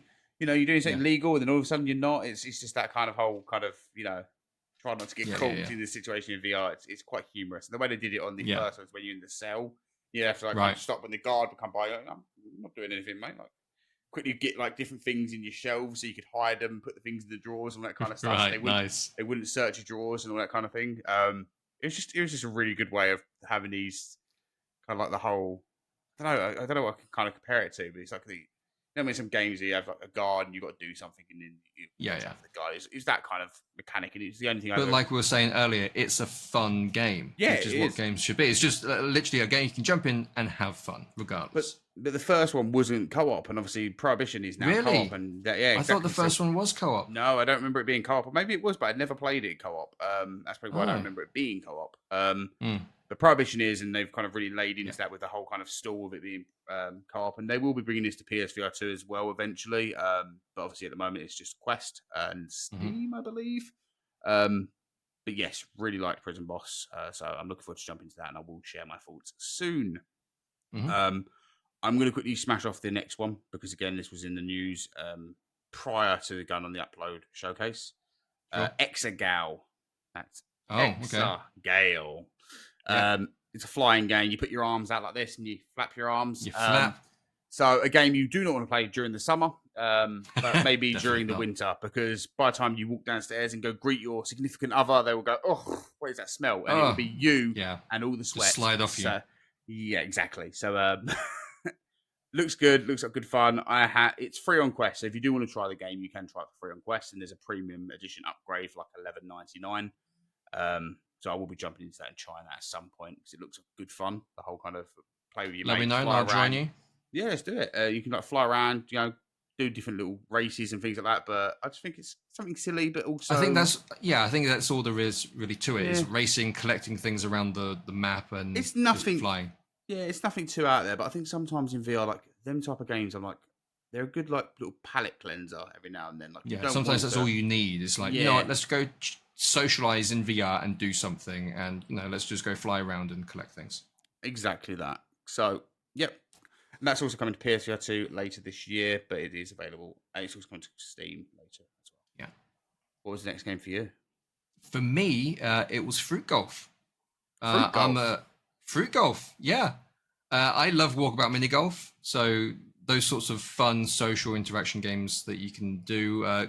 Crazy Golf is fun regardless. And Fruit Golf looks like it's taken the idea of Walkabout Mini Golf to the next level with wackiness, whereby it is Crazy Golf, but when you're not putting and playing, you can sabotage the other players by dropping other things onto the course to knock their ball out the way and off course and interfere with them. So it looked like a lot of fun. And the other unique thing about it is that if you want to just play as a saboteur, you don't have to be in VR. You can join and play on your phone or tablet. And just play that way. So you're always a saboteur against someone that's playing in VR and putting. So I thought it looked like a fun multiplayer. I mean, I'm sure you can play it single player, but the main element will be playing it multiplayer with your friends and just having a laugh, really. Yeah. It looked like a lot of fun. I think it's one of them things where I'd probably play it once and then never again. For me, really, yeah. I don't know. Sadly, it just did nothing for me. So I think it'd be a good fun community sort of game. Yeah, I think like if like you're playing with a lot of good friends that know how to have a good laugh. Yeah, I think you can have a Exactly. good time. But like for me, I'd be like, "Oh, that was that. I've had that laugh. Let's not do that Fair again." enough. Yeah. But again, What's that's next for the you? beauty of this. The next for Yeah. me was Blackgate. I've seen a lot of this Yep. game already. Same. It's one of them ones where it's kind of it's weird because it's fluctuating me. Like 1 minute I'm like, okay, I'm really intrigued by this. And then they show another thing, and I'm like, you've lost me again. Yeah. And then they show something else, Yeah. and they're like, oh, you got me back. And this time they actually got me back again, and I'm like, okay, I'm all for it this time. But I know at some point they're going to show something, and I'm going to be like, I don't really like the sound of that kind of thing. It's odd. I don't know how they're managing to do this because usually I'm quite one sided when it comes to like a game that I'm intrigued. I'm like, okay, that got me. I'm interested until I get to play it myself now. And this is Yeah. kind of like really got me like this, but I like the whole kind of asymmetrical multiplayer games, and especially in VR, I think they kind of work quite well. So Yeah. I'm all for it. Yeah. And it's set in 0G as well, so you're not Yes. running around, you're floating around. So because what we said, it's asymmetrical. So you got, is it 3 players that are the humans or 4? And then one player is a monster. Yeah, because this is the thing. Like when I first ever saw this game, I didn't know somebody could be the monster. And then this one, I'm like, oh, so you shit, can be the monster. You can play as the monster. Yeah. But exactly what you're talking about. Like sometimes they show something, it's like, oh, that's really cool, and then they show other stuff, it's like, lost my interest. Literally, after watching that, I was on Twitter and it popped up. But I saw one of the other posts, and I think it was about pre-ordering it, and you get these exclusive skins. Or something like, or it was at the end of the trailer, maybe. Yeah, they showed it at the end of the trailer. And, that was it. And I was like, no, why? No. That's not doing anything for me. It's not going to make me pre-order your game. So, what is it with skins for stuff like being this awesome thing to make you pre-order a game? Like skins, in like this to make you stand out. But if everyone then pre-orders it, you're not going to stand out. But this is the thing, though. It's like other games do it as well. Like, and there'll be single player games like World War Z. The VR one's doing it. It's a single player game. They're not making it multiplayer. I don't give a fuck. Yeah. So the skins are for who? Yeah, exactly. Since the dawn of time of like when Call of Duty did it with all their camos and you unlock them, it's bragging rights. Who am I bragging to? Am I bragging to myself that I've actually spent a little bit more money on something that just makes you feel like I've wasted money on like fucking some little gold camo. So they don't do anything for me. Skins, microtransactions, I understand them. I understand them, but for me, nothing for me. Yeah. So no. I would like to jump into this one. I'd like to join you on this one. Yeah, I think it'd be good fun. Yeah, I mean, the last type of game I played like this that kind of intrigued me that I would like to play again actually is Mannequin. I haven't played that in a long time. Yes. Which is now free to play. Yeah, good game. Yeah. We should. It is honestly a really good game. I love the idea of posing it and being literally right in front of them and they don't know. Just do all the stupid poses. And then you unfreeze and you go... Just go up to the other mannequins, put your arm around them like that, and then just go freeze. It's just good fun. Instantly, somebody would know that's Yeah, of course. You have to pose like an AI. Although it's quite funny because I'm pretty sure like the developers noticed certain poses and they started adding them in. Because I remember like going after. I think they did, yeah. Yeah, and then I did like a certain pose, and then I noticed that one of the mannequins looking like it, and I was like, "Wait a minute." I remember doing something stupid like that, and I shot it, and it was actually just one of the AI things. I was like, it wasn't like that before. This has changed. I'm sure they kept trying to learning. Yeah, I'm pretty sure like developers were playing the game and seeing what stupid stuff people were doing. They was like, okay, cool, we can add that because that's not completely crude. But yeah, Blackgate was intrigued me just like that. So, what was your next one? Besiege VR. Oh, okay. So it is already seen a bit out. Of this before, yeah. Yeah, so it is already out on PC. I'm not sure about other platforms, but flat, not VR. And it's essentially you build siege weapons, however you want to a certain degree. I've not played it, but the VR version is really ticking boxes for me. So you literally build siege weapons however you want. I'm sure there is a mechanic in there, so you can't go too crazy. But yeah, and then it's about sieging a castle or whatever that you've got to do and taking out armies and stuff. It looks just a lot of fun, a lot of creative freedom sort of fun. Yeah, no, I'm all for that. I remember when I first, I think I sent like a press release for it or something like that a while back, kind of about to announce it, and they showed the trailer and all that kind of stuff. Then they shared the trailer, and I was like, okay, that's pretty cool. But I want to see more because I didn't really understand what the kind of the first trailer was like. I just building weapons? And it looked like you was driving these things, and I was like, is this a Yeah. VR game or not a VR game? And is it, it kind of intrigued me, but didn't at the same time. But the more they showed, the more I'm like, this could be really wacky. Like, I'd love to see what, like, if you can just do whatever you want in terms of contraptions that you make. I'm more excited about seeing what the community of this game does than anything else. Because it looks like there's flying machines as well that you have to create to take out like hot air balloon devices and whatnot as well. So yeah, it looks like there's a lot of creative freedom, maybe. Yeah, it does look really good. Yeah. So what's next on your list then? Next on my list was Smasher, and okay, all right. I don't. Okay. I'm not going to spend a lot of time on this one because the only reason I've been intrigued by Smasher is because I feel like I've been watching the development of this game for some time. I remember following them on Twitter quite a while back, and I've been seeing like how the game's kind of coming along at each step, and just seeing how much they've actually kind of incorporated. And I feel like I've added it to the list more because I'm just kind of genuinely happy of where they're getting this game at in their own eyes, and now how I've seen it come along as well. I'm kind of like, that looks better than it was last time I saw it. So, again, it's just another kind of wave-style shooter. I was going to say, I was confused by it because I didn't know exactly what it was. It's like, okay, I'm assuming this is a wave shooter, but from the trailer, I think they showed like 2 locations, and obviously you as the player, they were in the same position all the time, just shooting and dodging, and that's like, the thing. What is this other than just a static wave shooter? That's the thing. They've always made it look like a static wave shooter, and I don't know if it's anything more than a static wave shooter. So I'm just viewing it as that. But like I said, I mean, I don't think it's in any way going to blow any people's minds. It's really not, because it's been done before. Yeah. I think for me, it's more just a position of like their commitment to where the first videos I saw of it. The first videos I saw of it, I was like, well, that looks fucking shit. And I will say that as nicely as I possibly can to you developers, and I'm sure we'll speak at some point. I may comment and you may comment that when I first saw it, I was like, this just looks horrendous. And then like I think it's like 2 months after that, I was like, oh, they've changed a few things in this section, looks a bit better. Like, the passion and commitment to it is showing, and it's growing, and exactly that. I mean, so I think that's more my intrigue for this, and the reason I put it on the list. I don't necessarily know if it's going to be a good game or not. It might be absolutely horrendous, but my point of putting it there is more because of the commitment I've seen them put in it, and I'm kind of happy to kind of give them that little bit of a, this will kind of have a little look at this game. They clearly are putting in the work. They want to make certain people to be happy with and what they're happy with as well. So, what was your next one? My next one was Grit and Valor, 1949. Oh, we all know about Grit and Valor. So should we move? So after that, great. Go on. What's the next one? How to God. So what? What is the? I looked at this. Okay, my confusion with the background and the picture that they've got as well for the closed beta image is that it reminds me of an old Nintendo Switch game. The colors are blue and red, and the background, it looks very much like a Nintendo Switch game, but I don't know which one I'm thinking of. Right. To me, and obviously it's clear what they're basing it on is black and white.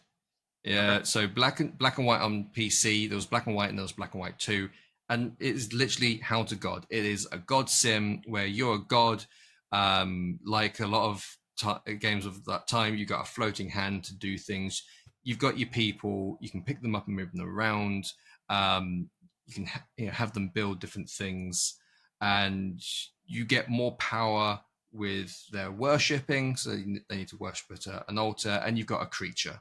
And it's the same in How to God. You've got a creature. You can either be good or evil, and you have to train your creature to be good and evil. So if they eat a villager and you don't want them to, you need to like tell them off. In black and white, you'd slap them or stroke them if it's like, yes, my pretty, eat that villager. I love your corrupt ways. Yeah, and obviously in the trailer in How to God, we see them like drowning a villager and then chucking them across the map. Yeah. So it's very like the Chow Garden from Sonic. Yeah. So it's literally in the following in the footsteps of Black and White, and it looks like it's going to be a great fun game. Yeah, and I can't wait to actually jump into it because I loved Black and White back in the day. I bought a new CD-ROM just to play that game because my old one didn't. Yeah, couldn't read the CD for whatever reason. I was like, Paid right, too to much, make this that's why. game work, I shall buy a new CD-ROM. Yeah, So how's it gone? pretty It good. looks, Looks like a good laugh. I think I can see some really funny content as well from people. It's making black and doing white their in own VR, voiceovers, basically. Yeah. No, definitely intrigued by that one. Yeah. Next one What's up for for you? me was What Comes After. Okay. No comment on that one straight off the bat. So I did want to put it on my list. I love the idea of it. I love the premise of it. You know, it's first person shooter. It's from the it's trailer. apocalypse. But then when it actually showed gameplay, I was like, Yeah. ooh. So there's it's So I mean, this is coming from the developer who made Cold VR. So right. I was going to mention something about Cold VR earlier. Yeah. So he's making this as well. I'll just touch on it. Let me just touch on Cold VR. Go on then. Obviously, they're mentioning that it's coming with a visual upgrade. Yes. And they showed the before and the after, and I could not see a difference. No, me either. Me either at all. Not zilch. The only time I've ever seen the difference. Yeah. Yeah, exactly. it made me call up Specsavers and book in my next optician's appointment. So thank you for at least doing that for me. But no, I couldn't tell any difference, and I don't want to be mean or anything like that. But no, there was genuinely no difference. The only time I've ever seen a difference in Cold VR is when I played the PC VR version and the Quest version. That is the only time I've ever seen a difference between them games. But maybe that is what the Quest 3 upgrade is making it sharper, less anti-aliasing, maybe, or who knows. Needed more work than that. But no, I couldn't tell the difference whatsoever. But I couldn't either. What comes after? It's by the same developer, is it? Yeah, it's meant to be like an episodic type of thing. I mean, I get that. I get developers are meant to kind of work on one thing, and but you're still supporting Cold VR if it's not exactly where you want it to be just yet, and things like that. I'd probably say still concentrate your work on that, because I think it goes in two ways for what comes after. It's intrigued me because I like the idea of it. But I think the gameplay and the trailer you've shown so far, even to the voice acting and just the general overall sound of the guns and all that kind of stuff, I think you've shot yourself in the foot. But I love the idea of it, and I love what he's trying to do with it. And after playing the PC VR version of Cold VR, not so much the Quest version, because I would agree the Quest version was pretty shocking, especially when I played it. I haven't played the upgrade. I did like the mechanics. I liked how it felt and things like that. And I know he will get this where he wants it to be before he ships it. Sure. And I could believe in that. But I also feel like maybe you should have done snippets of certain things as opposed to show the full trailer. But done a teaser instead. Yeah, exactly. And I think it was just the sound of the pistol when he shot the pistol for the first time. It was like, that needs to be a bit more. Needs to be a bit more. Put a bit more punch behind that, mate, because that was just. It's like, that was the sound of the gun. Not like that, but that was the sound of the gun in my head of what I think that would have been more entertaining. If you want me to do some gun noises for what comes after, just hit me up. I'll do it, man. I'll do your machine gun. Yeah, exactly. We've got this going, all right? We'll make the best VR game out there, all right? So if any developers out there want voiceovers or just sound effect artists, contact us. We are available. Yeah, exactly that. More than happy to throw in a bit of voice acting. But no, I'm intrigued, and he showed a little bit before this as well, what he did prior to this Upload VR showcase, and I was intrigued at that point when he first showed it. I just want to see a point where he shows a trailer that doesn't look like it's having really bad frame issues. But again, I feel like I'm mentioning a game that I'm talking bad about. The reason I'm mentioning it is because I know how much passion this dev has. I genuinely do. All developers have this amount of passion. Yeah. It's just... Like, he's a solo dev. He doesn't do anything with anyone else. It's all solo development for him. And it's like, I've spoken to him before previously, and I know how much he quit his job to finish Cold VR. Like, he was that. Yeah. He's like, I'm going to get this to where I want it to be. And then it released as it did. And it must have been a right shot in the foot. But for him to kind of bounce back, finish Cold VR, and instantly jump into something else. Yeah. I have a bit of respect for what he's trying to do with what he's pushing. Sure, so, absolutely. Yeah. What's your next game? My next game is Virtual Hunter. That was on mine as well. Obviously, this is already out in VR on PC even, but it is coming to PlayStation VR 2 and Meta at some time this year. We just have a date of 2025. But yeah, it's a hunting simulator game in VR. It is. It has multiplayer.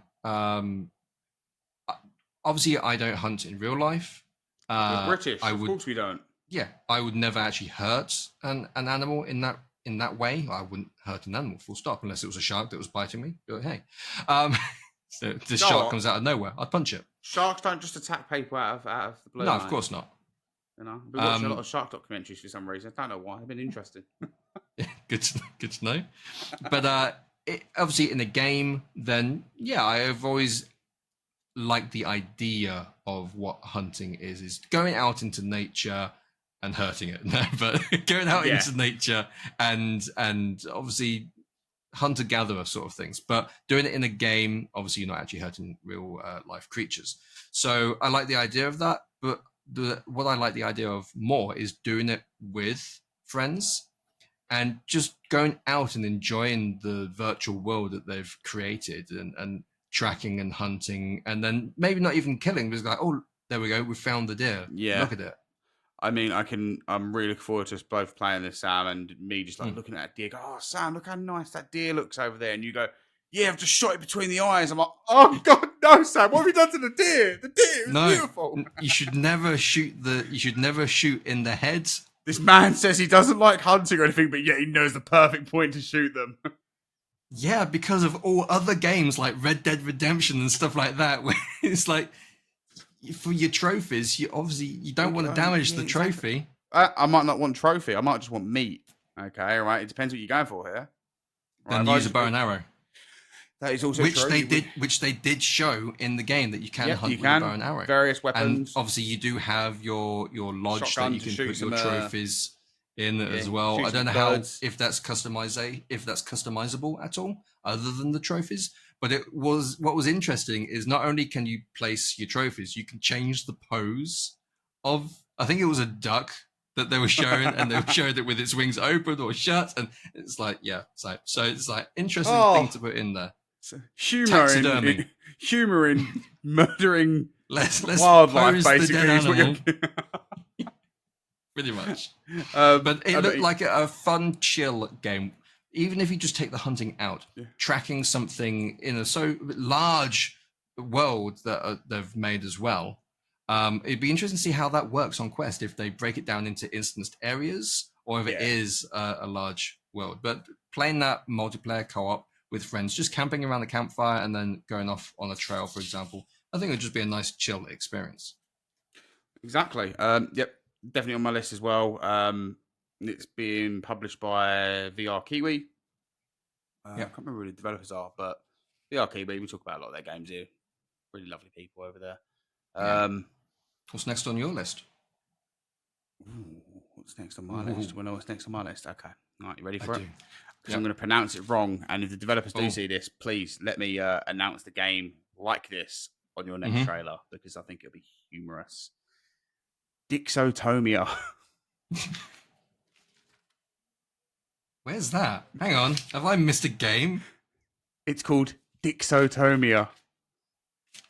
Now, please, developers, if you see this, tell me if I'm pronouncing it right or wrong. Whoa. In my mind, Dixotomia sounds right. Yeah, Dixotomia. Yeah. You're just stretching it out. You're like, Dixotomia. Sorry, yeah. Dixotomia. Dixotomia. Yeah, think of it like a disease. Oh, he's got Dixotomia. Oh, Sam, have you got Dixotomia again? Apparently so. Hang on. Before you jump onto Dixotomia, guys, let us know down in the comments how many times we've said Dixotomia. You've missed one which should definitely be on your list. Is it Unseen Diplomacy? Dreams of Another? No, it's Reach. Did I go past Reach? Oh, shit. Yeah, that's... Sorry. Reach, I did not need to put on my list for one simple reason. It absolutely, 100%, in the nicest possible way when I say this, destroys every other game in this whole showcase to the point where it made the whole point of this showcase not warranted anymore. So obviously it's like in Dreams. Yes. So much so that Reach shouldn't have been in this showcase because of how high a caliber this game is. They should have ended with Reach. Yes, they should have, because literally you got to Reach and it was like, why did I watch everything before? And that's not, that sounds like a shade or a mean statement, but if you get what I mean, like this looks like the AAA polish of VR. the trail, exactly. Yes. The polish of it and what it was showcasing, and just everything in its entirety. You know, it's a studio that know what they're doing, and obviously, like I said, it's by End Dreams. So games like Fract, Synapse, everything that they've learned, those mechanics have been brought into Reach, and it's the next evolution of all of that, polished to perfection from what it looks like anyway. And it looks like an amazing action adventure game with fantastic VR. I'm going to be honest, mechanics. In anything I've been looking forward to in VR, this is the one game I'm genuinely so hyped for this year. Like, it's made anything else, anything that I'm seeing in showcases, I will forget every game that I've mentioned today. And that's a sad statement I will say here. And again, I don't mean this as a shade to any developers that are making games. I'm all for your hard work and things like that, but I'm always going to be as truthful as I can when I say these type of things. I will forget your games until you then show them again. And then you go, ooh, pretty. Yeah, exactly. And it's because of there's this one game that's on my mind, living rent-free, and that is Reach. Like, it's the only game in VR at the moment to make you go, oh. It's also because we know that with all their previous titles, you jump into it and you feel like a badass. You feel like an action hero in your own film. So we know, based on the experience of the other titles, that jumping into this one, you're going to feel just like a badass. You're going to feel amazing. Everything's just going to work. And we trust End Dreams that we're going to get that experience because of what they've delivered in the past. Yeah, but because of everything that they've delivered in the past, that's why I trust jumping into this game. I know it's going to be fantastic. But yeah, no, 100% on my list. 100% not left my list since it was announced. Not the Game Awards, it was the one afterwards, isn't it? The Future Game Showcase, whatever it was, when it was announced there. Like, this hasn't left my mind. This is the one game that I am hyped for, to the point where I'm like, when I was going through this, I didn't think it would be there. I didn't think it should be there. And like you said, if it was there, and like it is here, it should have been at the end. Been at the end. Because end on it. And I'm not, like I said, I am not saying every other game here is bad. There's a lot of games here I'm looking forward to playing. It's just more so that they should have ended on that. But anyways, going back to Dixotomia. Dixotomia. Dixotomia. Would you like some Dixotomia? Would you like some Dixotomia with that? Anyways, Dixotomia. There's some Dixotomia for this rash. Dixotomia is about Dixotomia, where in Dixotomia you have to. Okay, no, that's enough of that. It's basically a game where you go into like a deep, like I say, go into deep matrix. That's actually the developer's name, but it looks like I'm trying to think of it has like telekinesis with one hand as well. Have you watched the trailer? Did you watch the trailer? I've watched the trailer. Okay. Yeah, I've got comments. Like, is the comments that it looks fucking janky? Because yes, it does. That's one of the comments. But for people that don't know, who haven't watched it, tell them what it is first of all. Go on, tell me about Dixotomia. It's a sci-fi vampire first-person shooter. Yes. Don't you like vampires? Yeah, all of that sounds fantastic until you watch the trailer. It's because they're not sexy vampires, isn't it? That's your issue. No. So I like Vampire the Masquerade Redemption. I love that. I love the darkness of it. So I love vampire games. And I love the idea of this. To start off with, I thought it looked really good. But when then you got Dixotomia. No, but when it came up, and one of the first big headlines of telling you what the game was and what it had to offer, and it said high-end graphics. Yeah, don't ever point out high-end graphics as being a statement for your game. Don't even say it. Yeah, you don't need to say that the game's got high-end graphics. We can see. Because here's the thing, it says high-end graphics, and then he showed the game, and they're not high-end graphics. No. This is a Quest game through and through. Like, it's... And I say that in the nicest possible way, because I don't mean Quest games in low, bad graphics. Quest does have good graphics. But I mean, this is like... probably like the mid-end of Quest graphics. Like, it's not like the lowest you'll see on Quest, but it's also not the highest. Then it said it's on Steam. It's coming to Steam as well. And I'm like, okay, is it going to look better in here? Is this the Quest trailer? So I think that probably was the Steam graphics. Oh, fuck. No, I think. Okay, I don't know. I'm assuming. I mean, I was assuming it's the Quest, because at the end of it says early August 21st, early access available on Quest. So I was assuming it's the Quest graphics. But the thing that popped into my mind is that when that happened, I just got the impression of you know, when kids or just anyone that doesn't really have experience in something, like they've just started off as a YouTube content creator, for example, or something like that, and they put on really bad text graphics to showcase something, and they say this is the the best video game ever, or this is the best move that you're going to see in Call of Duty, or something like that, and it's just a kid playing a game, and then it's not. And it just gave me that impression that they're trying to upsell it more than what the game actually is by going, it's got high-end graphics. It's like, you don't need to advertise that thing. You just actually minus actually the wording of advertise what it high-end has. graphics. Minus the wording of the high-end graphics. I feel like Sam has got very gripped on the words of high-end. I know. graphics. It just irked me that. What irked me first was the dude holding the gun and shooting without holding it with two hands. I was like, oh, it's another one of those fucking games where you can't use your second hand to hold your gun.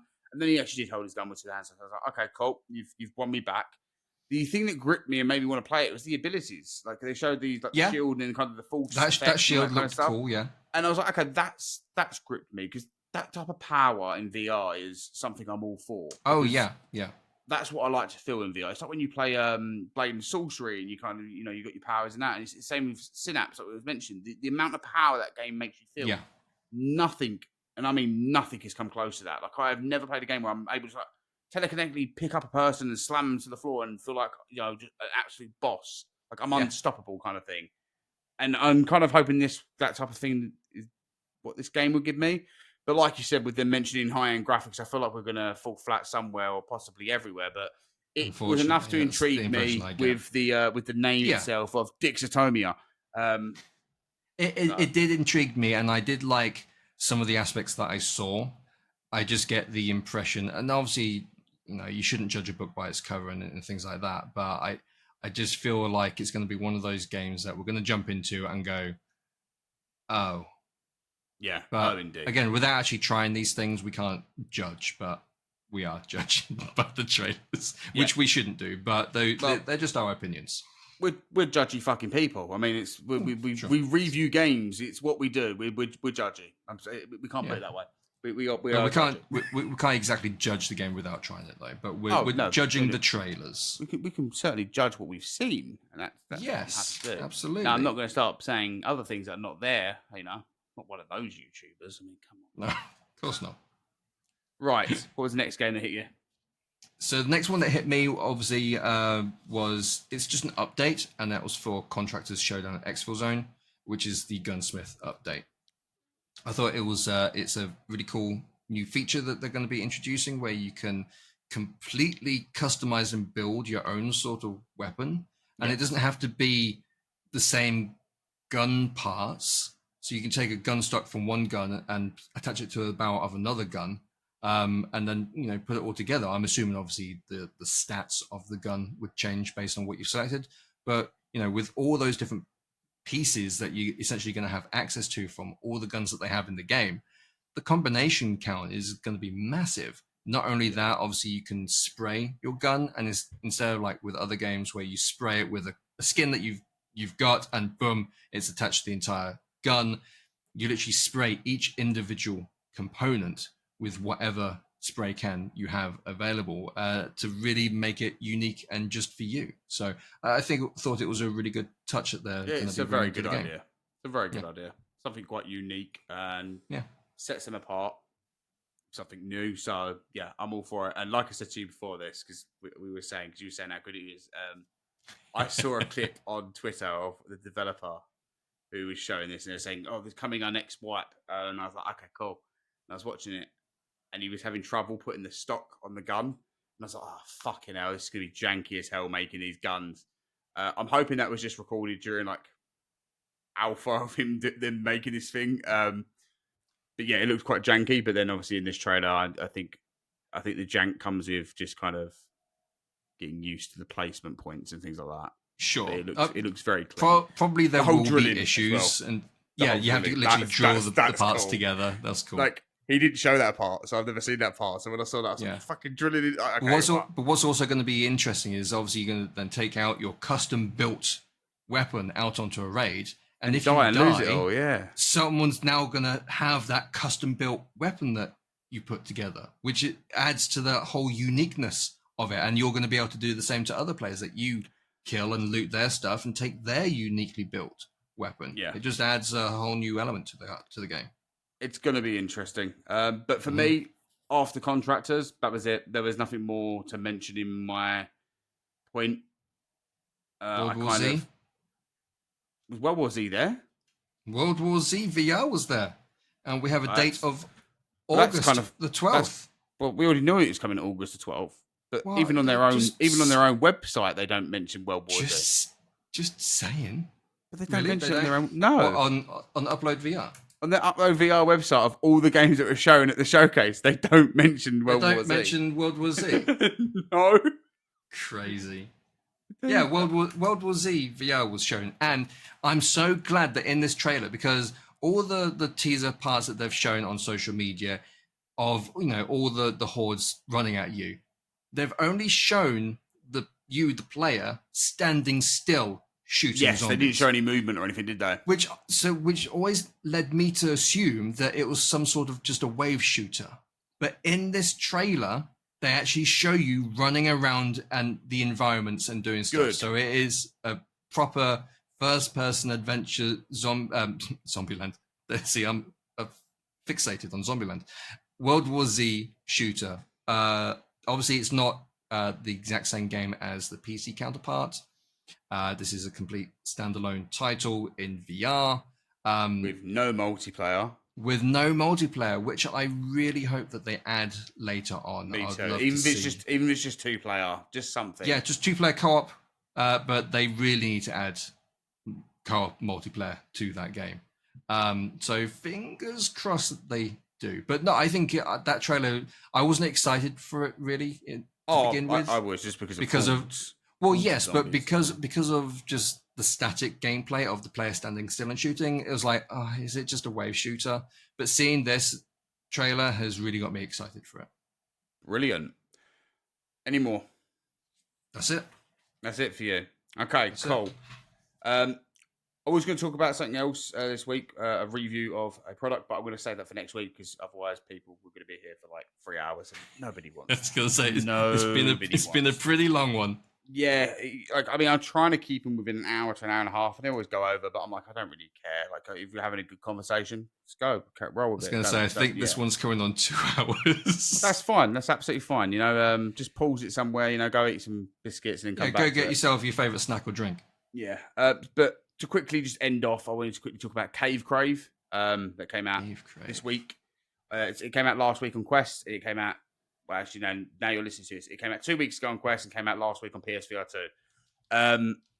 It's the one where you have to go spelunking in VR and you that one. Crawl around a cave and things like that. So I played it on the PSVR 2. Looks very nice. Plays very well. Could do with more haptics, from my opinion. They're quite soft on the hands, so need a bit more vibration kick in the hand just to make me feel like I'm actually kind of slipping and feeling these parts of the cave.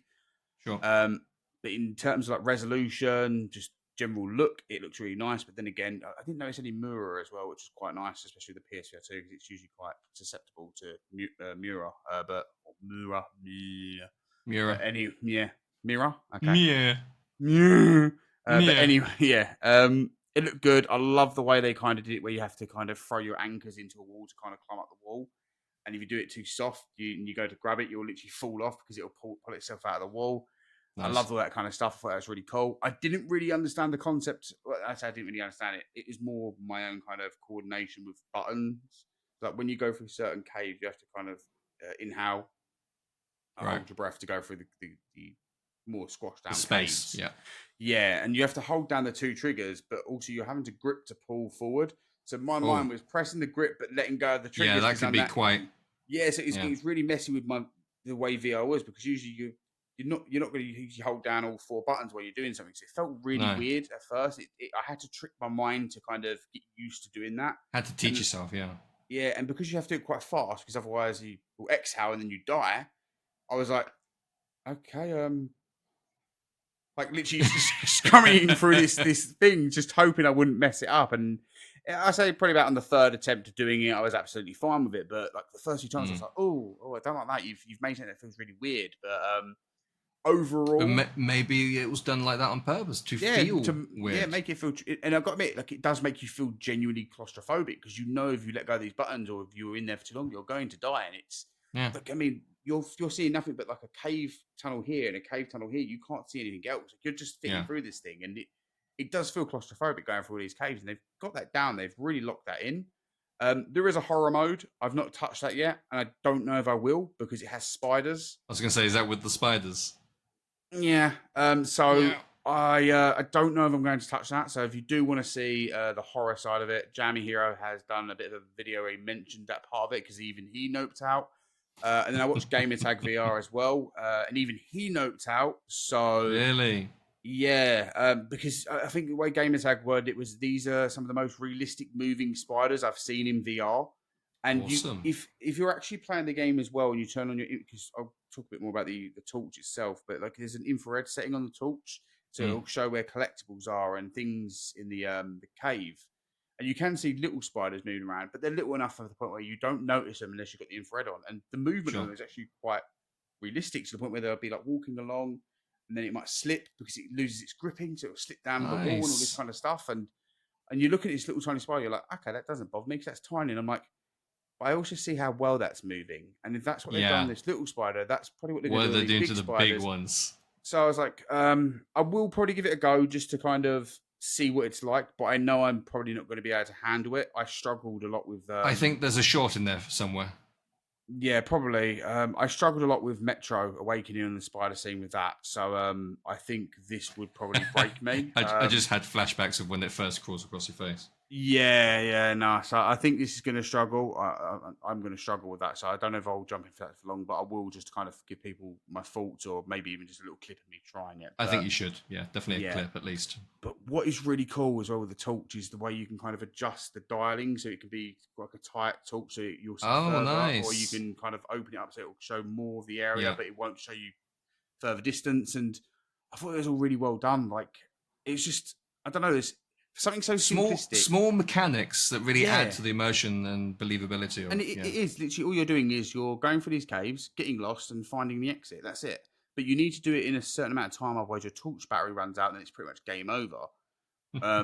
But you can find these little chalk areas where you can write down, like, I've looked down right, so don't go down there, that's a dead end. And then you go check left, tick next, all that kind of stuff. And there is ways to kind of so you don't lose yourself. And I thought that was really cool. I think it's only like $11.99 or something like that, or $12.99, or maybe a little bit more than that. I can't remember the exact price. But it's not expensive. But I think has it got a lot of replayability? Are like the tunnels procedurally generated, or are they always the same? They're not procedurally generated. So it goes through a story, and the story kind of follows a son that's, for some weird reasons, went to a cave and found a tape that his dad's left him at the bottom of a cave. What the fuck? But anyways, that's how the premise of it starts, and it's just basically, it seems like the dad's left at some point, and he's now kind of, I don't know, they're trying to tell a story, but the story is really not gripping me at all. But they're adding more. They sent over, like, before the game came out, and they've actually released the trailer now. They've got a roadmap of different levels that they want to bring out and things like that. So they do want to keep expanding upon it, and I hope they do, because I think something like this, where they keep adding these new levels, these new caves just to explore, I think would be a good idea. And I think they want to add areas where there's like swimming and all that kind of stuff. And I think it would really work out to keep it going for as long as they can. Obviously not forever, because if you've got to make other games, but I think there's some time here they can spend on it to keep it going. I have heard there's a few bugs here and there. I've not experienced any of them as of yet, but apparently if you kind of like go crawl and you kind of leave your head quite low, if you do that and then pull down, it'll just pull you under the surface. Again, this is the thing that happens in certain VR games where it has this type of mechanic. So it seems like it's just something that can happen in development stages. But other than that, it's pretty cool. I'm liking it. I want to play more of it. But again, like I said, it's absolutely sweating in here. So my VR time, when things cool down. Exactly that.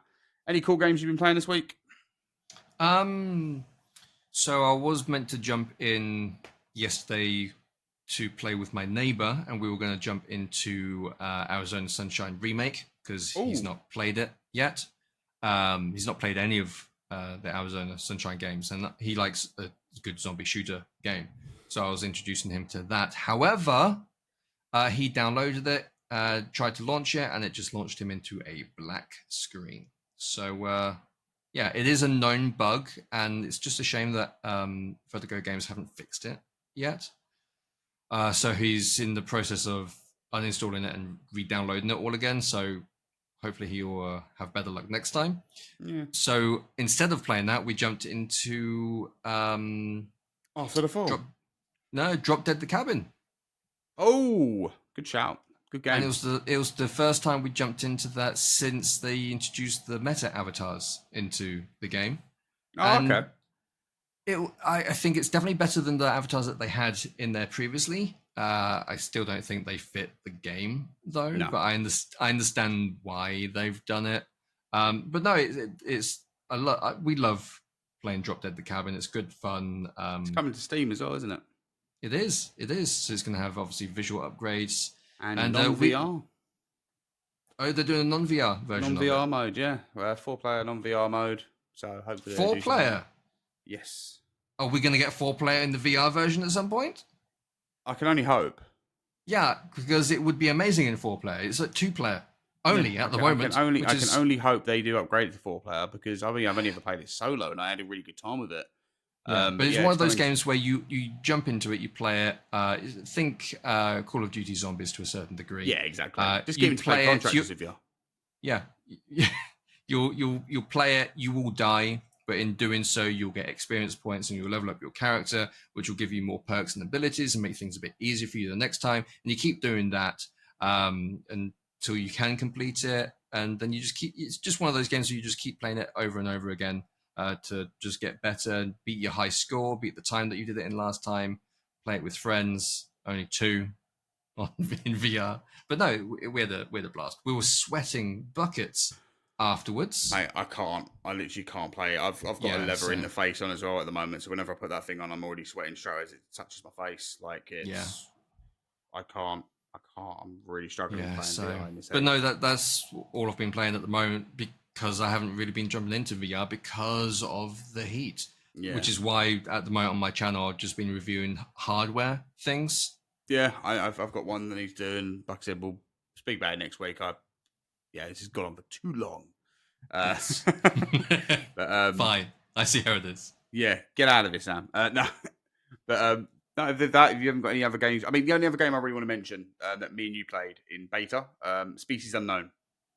Yes. Not a VR game, people. Not a VR game, but keep your eye on it because it's fucking awesome. I would love to see because it's by Wonder Dev Studios. Wonder Devs, yes, and obviously they have done VR titles. So I would love to see. Yeah, I'd love to see that after it comes out that they introduce VR to it. I think. I mean, and I'm saying it's just me guessing. I've not asked them, and they've not confirmed. I've asked them, and I have asked them, and they've said that at this. What did they say? I'll literally tell you. At this point in time, there is no commitment to VR or something like that. It's it's the usual thing, but never say never kind of thing. No, I can't really say much about this for now, though. Okay, cool. Who did you ask? Which I'll ask you that later. Which means they might be thinking about adding it. I think that's how I read it, reading between the lines. Yeah, I think it's a similar thing with it's one of them kind of things they say like never say never type of thing. Sure. And I think they're kind of keeping it to the point where they don't want to push someone away who's interested in the game, but they don't want to lie to you straight to your face and say, "Yeah, we're going to do it." Because, it's the diplomatic approach to responding to these type of questions. Reece, quickly explain what Species Unknown is. Species Unknown is a 1 to 4 player survival horror game where you must go aboard a ship and investigate to find out what has happened. Well, not necessarily what has happened, but more so to complete missions. But I like to retrieve a black box or things like that. But I word it like that because finding out what the species is also, before you do that, you kind of investigate to find out what has happened to the crewmates, and you'll find that one of their face has been eaten off, and you're like, which is a clue to what's done this, and that's how you find out what's happened and what's here on this ship. And I love that start of the game where you're looking around at these things, you're like, oh, that's fucking grotesque, what's done that? And then you find out what's done that, and then you kind of, oh, I wonder what it looks like. I mean, during the beta, me and you did 2-star missions. We did the retrieve the black box, and we also did the explosion, like where you got to blow up the ship. Yeah. That was intense. Can we just agree right here? In a non-VR game, that blowing up that ship was the most immersive thing you've ever done in a non-VR game. I thought I was in a film where literally we'd set the reactor, the engine to overload, everything was shaking and blowing up. And so we were legging it back to our shuttle, and the monster was chasing us as well. It felt like Alien. It was just absolutely intense. And like, again, it was these type of moments that made me go, mate, this needs to be VR. Like, this in VR would blow everyone's head off because of how cool it would be. Like, even seeing the jump to light speed. Yeah. Oh, give it to me. Come on. I need this in VR. And we did say that we'll probably try it with the UEVR injector mod. Yeah, because it's using the Unreal Engine. But again, like, native. I love native support. I love being able to use my hands all the time straight off the bat. And I'm also all for them bringing it to multiple platforms and things like that. Mm-hmm. Again, I think if this ever came to anything in VR, it would be only Steam VR and I think so too, because of how great it does look. But I did end up jumping into it again and doing a mission of killing the species. Mm-hmm. Where you got to hunt down the weapon, a certain type of weapon that will kill that species. Okay. And how'd that go? We killed the species. It was me and these two random people online. One of them didn't speak English, and the other person was pretty much translating his mate's language over to me. So it was quite. Right. But Joe, it was the most. I rarely jump into online games other than VR online, just because I usually find non-VR multiplayer lobbies to be quite aggressive at times. Quite toxic. Really I've never had really good experience with it. So now it's kind of made me not want to do it. So I don't. What a lovely experience! Just genuinely, just two people. Even though like one of them understood what I was saying, the other one didn't. It was just this whole kind of like, it's fine, we'll work it out kind of thing. And it was great communication. It was fantastic. It was a lot of fun, and I'm looking forward to more of that when playing this game. But anyways, there was this the monster we was facing, and I actually said this in the WannaDev Discord. I noticed one of these species in this game is very much identical to one of the mutated zombies in Propagation VR. Not Propagation Paradise Hotel, but the Propagation VR. Okay. Yeah. And it's one of the ones where its face opens up and then inside it's got another face. It's identical to that, pretty much the same thing. And when I put in there, they all kind of put their eyes on it and then put the little emoji of it. They knew exactly which one I was talking about. Yeah. But you have to take it out of an electrical weapon. So I was charging up this electrical weapon to take out this huge monster. I mean, it sprints towards you and everything. It was intense, fucking intense. And they were shooting it because you can only shoot it at the head, and part of its face was falling off as we were doing it. It ended up, I had to go get ammo, and it got trapped in the room with me. It was beating the shit out of me in the room. I had to like run out. I turned around, didn't know it's there. I started screaming. Oh, mate, it was fantastic. Like literally, it was. I think it took us about 30 minutes to kill this monster. Like it took some time, and it was just a lot of fun. Like, I've not played anything like that, and ever since that beta, I just want to play more of it. It came at a great time with the summer, with the heat as well, just to play a game like that. Yeah. Oh, mate, when this comes out, Sam, I tell you what, mate, me and you, we are doing the missions where we've got to actually get the species. We're going to fill out our definitely ships, jumping have all into the species there. And one thing I noticed as well from other players that played it, and when you capture the species, by the looks of it, the way they were damaged in the game, it remains like that species in your ship. So there was one where one of the species actually lost one of its eyes because he shot it in the eye. Yeah. So to kind of stop it and stun it, and its eye was all burnt here, and I think he's actually still got that species on his ship. And I was like, that's such a cool way of doing it, to have these persistent damage models. Yeah, exactly. So it's mate, just I could talk about this game for hours, just simply because I think genuinely for me, I get bored very quickly of non-VR games lately. This one was something I kept wanting to jump back into. Oh, that's good then. I think it's the highest praise I can give WannaDev, and I think we said this as well, like how polished it is. Yeah, it was a game that's in what it was. Yeah, it was extremely polished. Now, obviously, I mean, this was the beta phase, and there were some things we did say we'd like to see. Obviously, more ships. Yeah. I'm sure this is something they're going to do. I doubt they're just going to do one complete ship. Yeah. But I also had, when I was talking to some people online, that they were all saying, I'd like to see like a lore of different species as well, and and I thought that would be a good idea. Different style. Species and things like that, but also how this species was acquired and why it's on this ship and all that kind of stuff that you can find, but you can miss at the same point. So, But anyways, I won't dive too much more into that game because obviously it's not VR and people will be like, I'm not interested in it. But I think for a gaming perspective, and just because of WannaDev have done VR, And we've always screamed about their games being great before. Even though they've not done it in VR this time, they've still made an absolutely fantastic game, and I think that still needs to be screamed about. So great job to them, really great job. One game that did pop into my mind when you said what else have I been playing. It's not that I've been playing, but I will be playing. I have played a little in the past. Is Reave.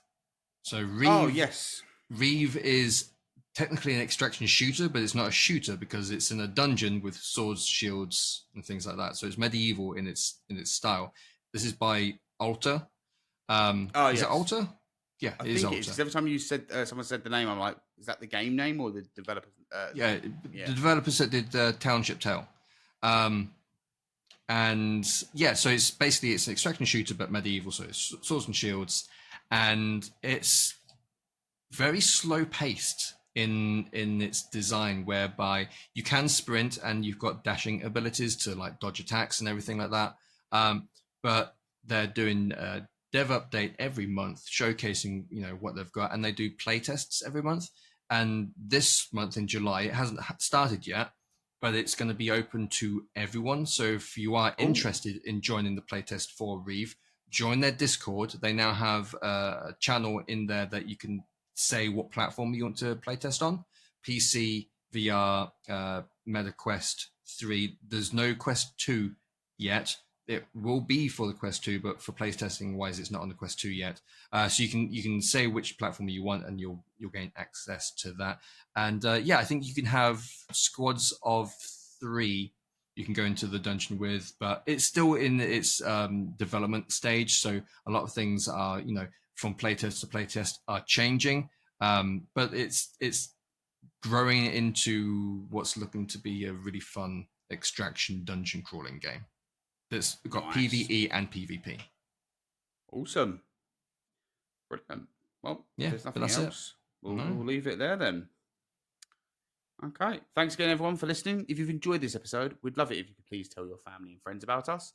If you'd like to get more involved, please don't hesitate to drop into our Discord and say hi, and thank you to everyone that's already done so. I've been your host, Reece, and I've been joined by GameOnScorpio, and I'll see you all again next time. And if you want to see more of GameOnScorpio, his links will be in the description, so hop over to his channel, hit him with one of those subscribe thingy-majiggies that we all ask for, because that's what we do here. Yeah, and just literally support his content. It's one thing I've said to Sam, and I'll say it here, because, it is what it is. For someone who, and I think your word is the same, look, you're not a huge YouTuber. You don't have like tens of millions of subscribers. Definitely not a huge YouTuber. But the content you make is more reflective for somebody who would have like a 50,000 to 100,000 subscribers. It's finely edited. It's perfectly placed with the camera work. So please do hop over. Just pay attention to some of his stuff because he does great work. So please do that. Thank you. And don't forget, if you've enjoyed this podcast and you're watching it on YouTube, hit that like button. It tells YouTube us. Yeah, do that too. Everyone that it's a video worth watching, and if you do want to see more, consider hitting that subscribe button and hitting that notification bell and sticking it to all so that you don't miss out on future podcasts. Oh, yeah, maybe I should add that to the script. But until then, it's goodbye.